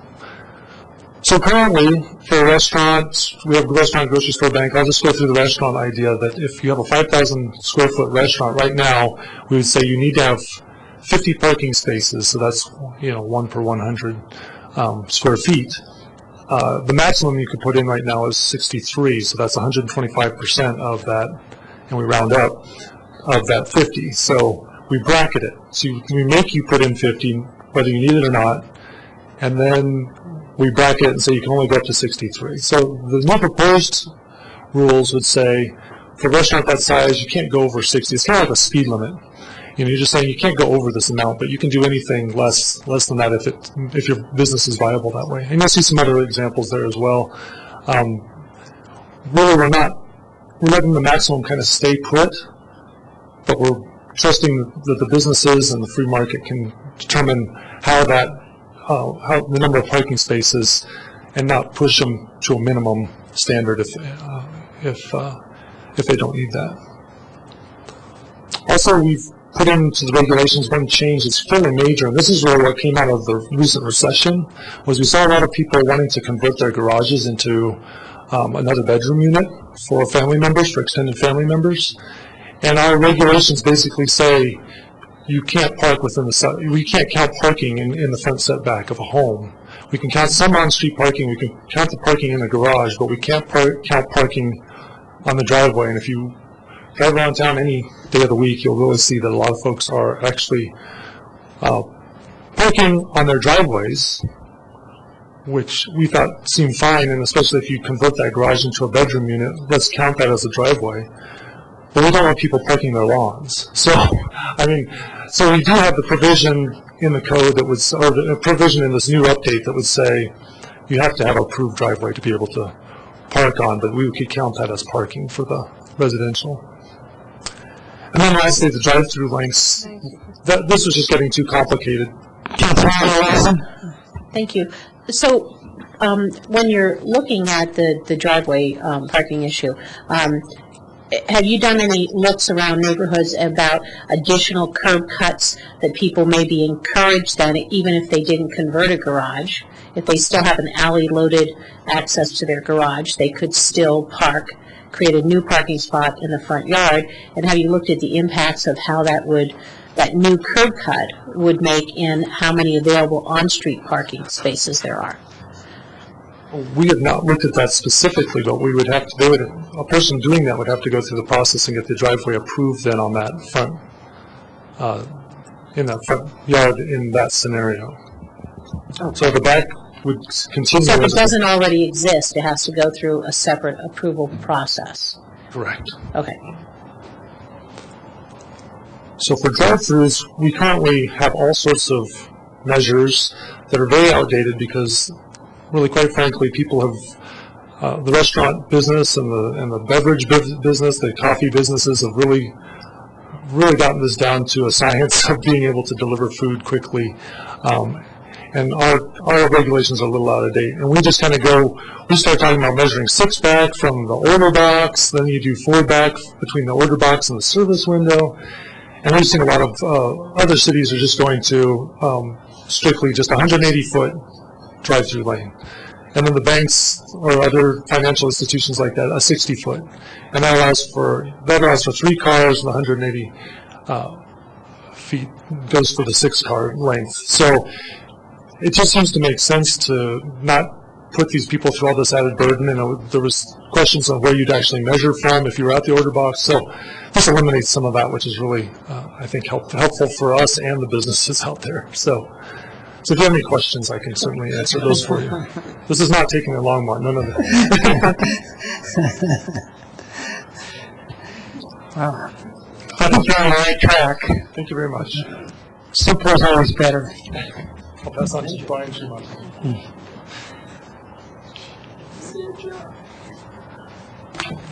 All right, thank you. So I'm going to be talking about the mixed-use district amendments. So it's not that old. I mean, it was adopted in 2009, but we've had a couple of things happen since then. We've had the Roosevelt Park Apartments project. They went through a rezoning. That park project was constructed. We also had the rezoning with the First and Main area. We've got some feedback not only from the developers, potential developers down at First and Main with the Butterball properties, but also the consultant on the First and Main plan. They gave us some feedback with respect to our ordinance in terms of suggestions for things we might want to look at in terms of making modifications. And so as part of that, we put together a preliminary draft, and we presented that to Planning Commission in June and July. I think the main focus, and I'll be brief, from the Commission is to keep as much flexibility as possible with respect to redevelopment opportunities. And I know one of the commissioners mentioned trying to create organic redevelopment, let the market dictate, provided that there's quality development occurring. And that there's also opportunities for incentives. So as part of the amendments, we had discussions with the Planning Commission about whether or not we require a certain amount of vertical integration with respect to redevelopment projects. The Commission recommendation, and this was the recommendation from some of the consultants and developers as well, is to provide that flexibility, not require ground floor non-residential as an example, but let the market dictate those uses occur in these mixed-use areas. Focus on creating some incentives. So, for example, you've probably all seen the Roosevelt Park Apartments project. We do not currently have a maximum density requirement in the mixed-use district. A lot of the other zoning districts, or almost all the other zoning districts, we do have maximum density requirements. So that's the intent, was to encourage as much residential density in those areas as possible. The Roosevelt Park Apartments project is right around 65 units per acre. Most of our other high-density residential zoning districts have a cap of 25 to 30 units per acre. So we're hoping that as part of the additional density allowance that we can create some opportunities for affordable housing. One thing you might have noticed if you had a chance to look through the draft is one thing we're trying to incorporate as well in some of the transition areas in the mixed-use district is an allowance for small lots, single-family, detached residential, provided that can meet that minimum density requirement. And that's where I know the previous discussion had to talk about tiny houses. I mean, I think that might be an opportunity in that instance where you could create those opportunities for detached affordable housing in the mixed-use district. And then finally, I just wanted to mention we allowed a little more creation for incentive regarding building height. So the previous allowance was, I believe, 55 feet, which would allow primarily a 4-story building. That's pretty much what the Roosevelt Park Apartments project was at. The draft standard would allow it to go up to 5 stories. If you provide ground floor non-residential, that's another incentive. You can provide an additional story or build an additional story as well. A couple weeks ago, I think the council talked about the St. Vrain River Corridor, and as part of that, the consultants that are working on the St. Vrain Blueprint project presented some information about redevelopment opportunities along the river corridor. We've been having some conversations with the consultants about how to incorporate some of those incentives for redevelopment opportunities along the river corridor into the mixed-use district. And we're going to have that ongoing discussion as they continue with developing those opportunities and options as part of that plan for the St. Vrain Blueprint. So that's one component that we're continuing to work on with the consultants, and we'll tweak that and bring that back when we're ready for first reading with these amendments for City Council. Yes. Specifically, though, I read somewhere that, and I don't know if this is a change to the code, that anything involving frontage on the river, you have to have a frontage on the river. You can't just do like Harvest Junction where you've turned your back door to the river. Right. That is currently some language in there in the draft code, and we also want to work with the blueprint consultants to come up with some other design criteria for those instances where we have development along the river corridor. Finally, we're just looking for some direction from council. If you have any questions, or if we're heading down the right path, or heading off the cliff, or we're okay. So that's number one. Thank you, Mayor. The 5-story you mentioned, what is the limiting factor on picking 5 stories versus 7 or 10 or 20? It's interesting, Mayor and Council. We had that discussion with Planning Commission on whether or not we should even have a maximum limit. There was some reservation about not having an upper limit, and that's, somebody brought up the example of Houston where they don't have height limits in certain areas. So you could have right. So you can have a 30-story building next to a 2-story building. I think as a starting point, until we start seeing additional redevelopment, I don't think we're going to see many buildings over 4 or 5 stories. If we get to the point where people are asking for that, we could come back and amend that. Obviously, there's also some construction cost constraints. If you get above a certain height limit, where additional construction costs kick in, and typically from my conversations with building and fire code staff, it's around 75 feet. So that might allow that 6-story building that I talked about as an incentive for people wanting to do ground floor non-residential and then have upper story residential. Did I say ground floor residential? Ground floor non-residential. So, we just thought the 5-story is a good starting point. And again, as we see additional redevelopment occurring, and there's developers are requesting additional height. They can either go through a height exception process, or we can come back and look at amending the code. Councilmember Christensen. So you did say ground floor for a 6-story ground floor residential. Ground floor non-residential is what I meant to say. Oh, non-residential. Right, so that's an incentive for a developer to provide some ground floor non-residential, is that they Right. get an additional story of development.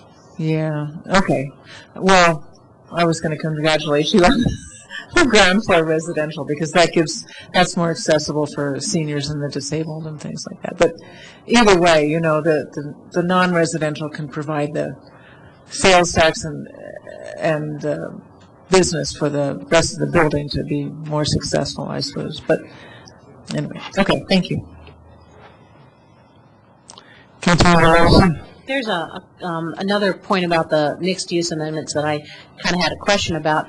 I didn't see a whole lot in the notes from the discussion by planning and zoning around the requiring a check-in with historic preservation for developments that are near existing or eligible landmarks, and then what the compatibility standard would be and who's the determinant. And I'm guessing, though, that it might be a challenge to the Downtown Development Authority not to have something like that in, because they are considering national landmark status for downtown.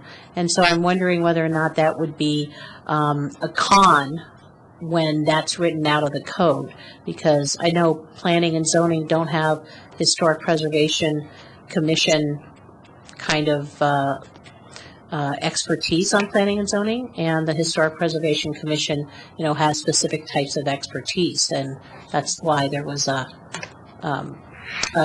requirement for a checkoff from them.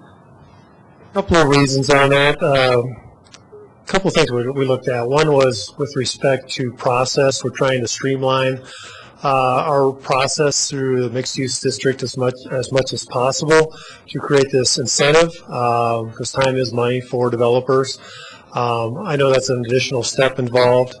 We don't have that requirement on any other zoning district that they have to check in with the Historic Preservation Commission. Already the commission has the opportunity to review changes to historic landmarks, but for other instances, so for example, the downtown, which is primarily CBD zoning, as opposed to mixed-use zoning, we don't have that requirement that a developer has to check in with the Historic Preservation Commission. So we felt from an equity standpoint that we shouldn't have to put somebody that's going through the mixed-use process to have to check in with the commission if other zoning districts aren't having that requirement. But it's not to say that staff couldn't refer that to the Historic Preservation Commission for a referral. It's just that we didn't feel it was fair to have that as a requirement for this zoning district when it's not a requirement for other zoning districts. Councilmember Levison? Did the Historic Preservation Commission get any notice of this change or be able to comment on it? No, but we'd certainly be happy to bring it to them at the September meeting. Okay. Well, I don't see any further questions. All right. Thank you much. Thank you.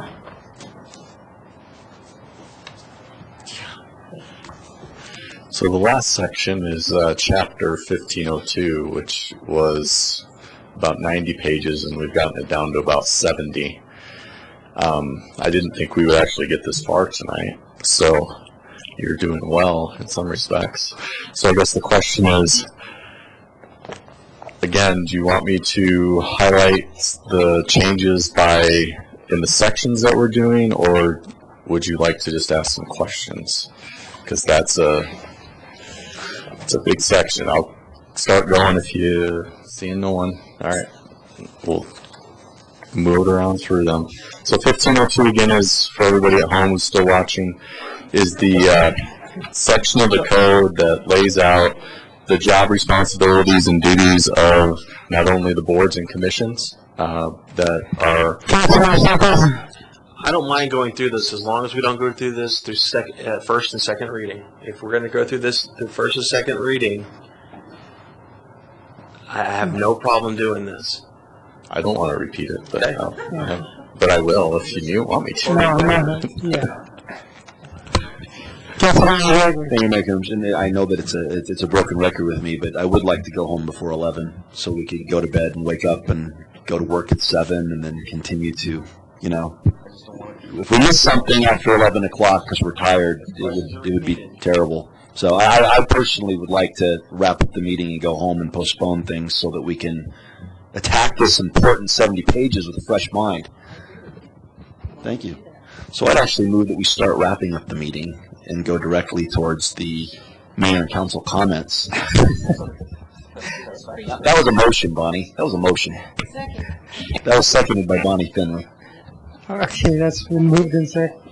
But, So we have one item, and that is a very quick presentation by Rigo on the customer satisfaction survey. Okay. And if council does not want to go through that tonight, we can bring that back at another date. But what it means is that we will not get the results this year. Those results will come in January-ish. So whatever period of time it takes when we bring it back. So that's really up to council in terms of when we. I guess so. Before we vote on that motion, since it's on the floor, is everyone read their packet tonight? And yeah. I mean, can we not just say and instruct staff that they conduct the 2014 customer satisfaction survey without additional policy questions? So I heard one policy question that came up in the last conversation that was about putting a question on the survey asking the residents if they would be interested in a sales or property tax dedicated for affordable housing. So can't we do that? Yeah. Okay. You mind if I withdraw my motion and make a new motion? I'm going to make the motion and then we can talk. Is that all right? So I'm actually going to move that we instruct staff to conduct the 2014 survey with the additional city council policy question of would the citizens of Longmont support a affordable housing tax, sales tax, sales property tax. Got it. Okay, it's been moved and seconded. Councilor Levison. Thank you. Karen Roney is still here, so she can be my witness. For the last year, the Multicultural Action Committee has been asking about getting a question on the customer survey around people, getting the feeling from people whether or not they feel that diversity and inclusiveness, if they feel that they're being accepted, and if they see others in the community being accepted and supported for, ethnic, racial, religious, all kinds of diversity. So they have asked, and actually that discussion happened just this month again. So I'm wondering if we can't ask staff to add that question as well. Okay. Okay, I would move that we, same motion as before, but amend it to include that question. Let's vote. Okay. Let's vote. It doesn't matter. Okay, that passes 7-0.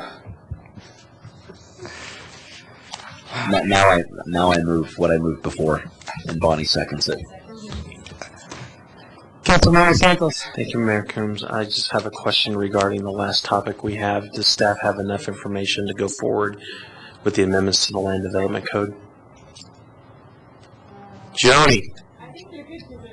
Yeah. Yes. We're good. Do you guys have enough? We can work with that, and there's the last piece we can go into in more detail. Okay, I guess it's time now for council and mayor comments. Councilman Finley. Thank you, Mayor Coombs. I want to remind everyone about Festival on Main Street this Friday. It's going to be great. And while you're there, you can try this new pizzeria, Rosalia's Pizzeria at 461 Main Street, Old World East Coast style neighborhood pizzeria. Stop by there during the Festival on Main Street Friday night. I'd just like to thank all the volunteers that worked at all the aid stations this last weekend at the Cure Detour fundraiser for diabetes, because people, they made sandwiches and chopped up bananas and oranges. So, these big community events like that can happen with a lot of volunteers. So thank you for all the people in Longmont that volunteered for that event. Councilmember Robinson. Yes, I'd also like to let people know that there's Coffee with Council, but on our calendar I couldn't figure out who was doing Coffee with Council this Saturday. Okay, all right. So Mayor Coombs and Mayor Pro Tem Bagley, and it's going to be at Mr. Bean on Hover. The other thing is that the Stark East Side neighborhood is having their neighborhood garage sale this Saturday, and I also want to welcome all the kids back in school. I know that any parent of school-age children is doing that happy parent dance. I can see Councilmember Santos doing the happy parent sign there, and hoping everybody gets a good start to the school year and a safe start, and get some good learning out there. Councilman Moore. Actually, I thought it was the mayor and myself, because Bagley took my spot. Oh, you're going to take my party spot? That's okay. That's great. That's fine. It's you and Jeff. Yeah, I mean, I had the invitation sent out by Maria. I So. take back my high five. Okay, I'll give you a low 3 then. All right. Sounds good. All right. City manager, any comments? No comments, Mayor, Council. City attorney, any comments? Yes, remember, we're voting on stuff next week. No comments, Mayor. All right. This meeting is adjourned.